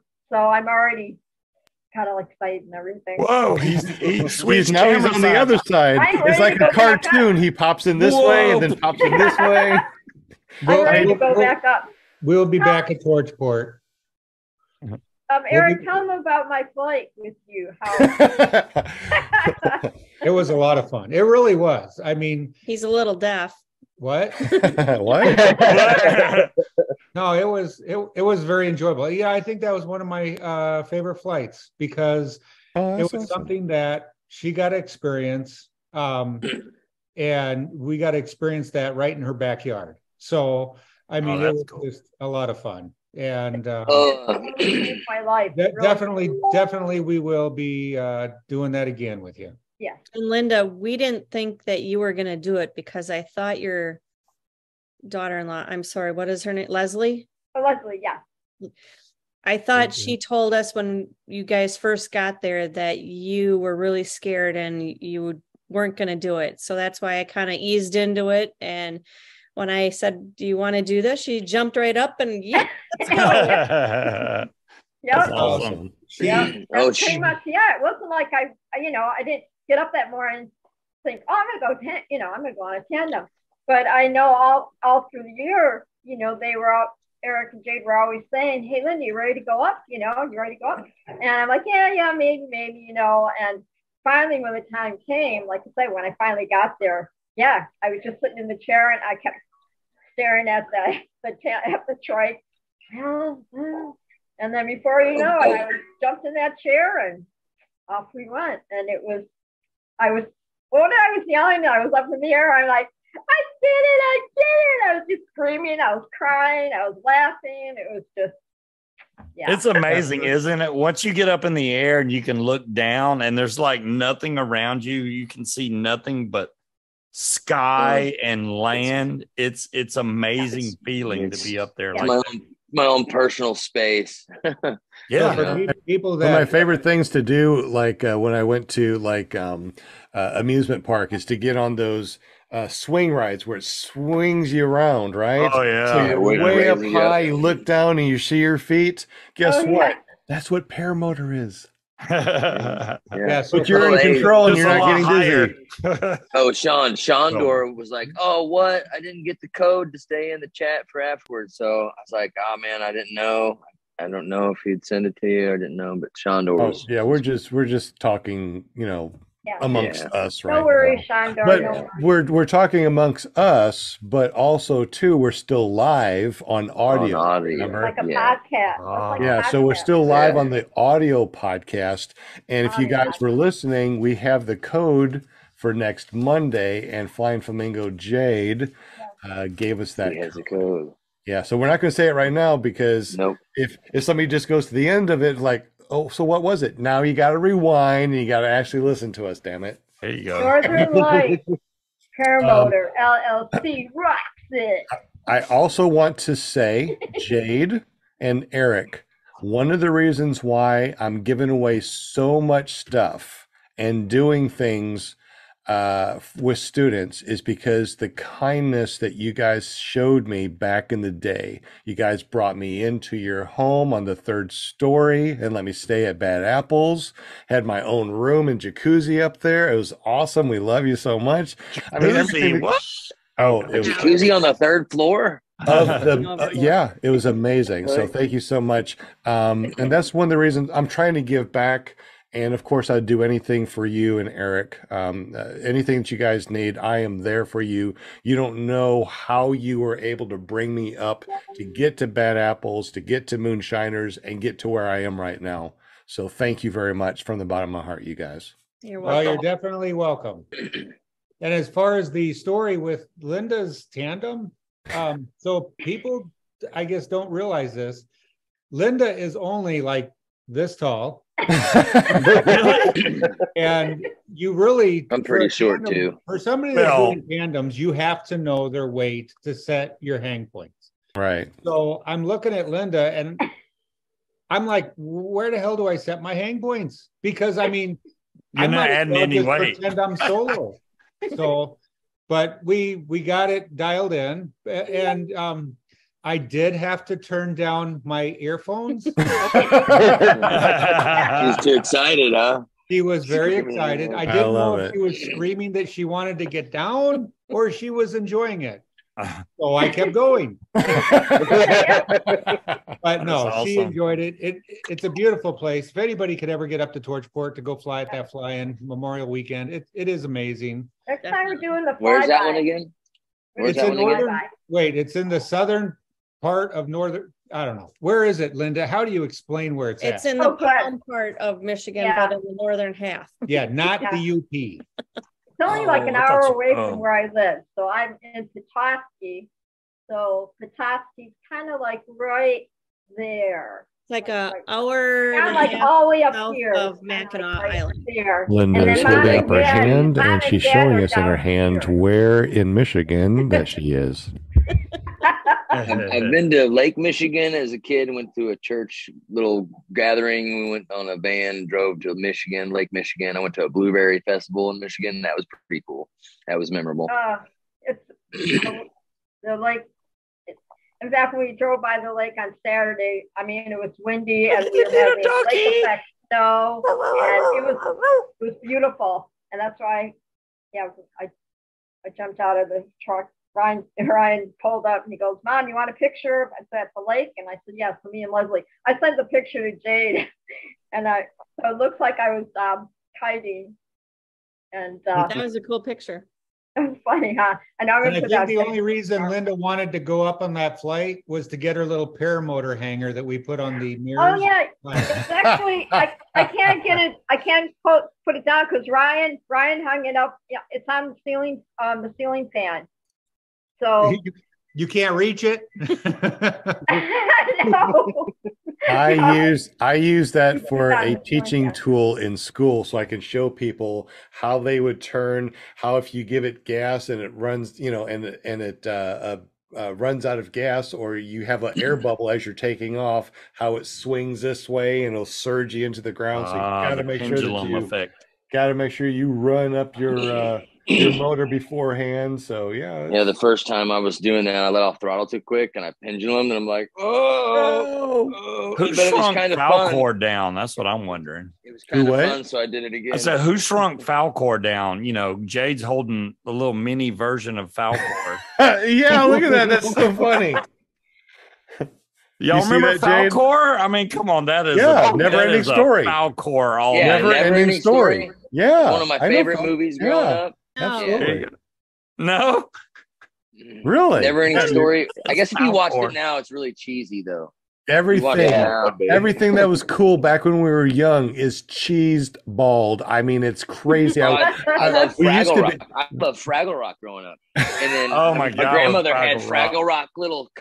She had stuffed animals of Fraggle Rock all over my bed. It used to freak me out, man. I'm scared. And then I started watching the show. And then if I watch the show now, I'd be like, no. No. We used to be a big Knight Rider fan, and the family would sit down and watch Knight Rider. That was our thing, right? So it's on one of the streaming services that we have. So I'm like, oh, that's cool. Let's go ahead and watch, Michael Knight with Kit. And oh my God, it's so boring and cheesy. I'm like, really? I thought this was good. All those old shows, you look back, it's like Baywatch. ridiculous. Yeah. I gotta get out of here. I got work. All right. I got to go too. My wife The show that didn't run very long was Quantum Leap. They got the new Quantum Leap. They got the new Quantum Leap. Have you seen the new one? They got a new one. What? Yes. Yes, it's amazing. I got to see the new one because I wanted the old one. Like didn't even last like a full season and it was gone. I was like, man, I like that. No, there was many seasons on Quantum Leap. Huh? I don't remember. I don't remember it being the Quantum that long. Leap that I remembered was the one that kind of rings true today, where like everybody was on medication and they had to be on the meds. And if they certain time they took the meds and everybody was like zombified. No, Quantum Leap was, he was a cursor and it would come up. It's like this little thing. Oh, that was Sliders. That was Sliders. Turned into a car and he would get in the car and it could take a 90-degree turn like perfectly. It's like, wow. Okay. I'm mixing Quantum Leap with Sliders. Oh, okay. That's what it was. All righty, guys. Let's go ahead and say goodbye to everybody on the audio. Bye, everybody on the audio. Later. Bye, everybody on the audio. Thanks for having me, guys. I appreciate it.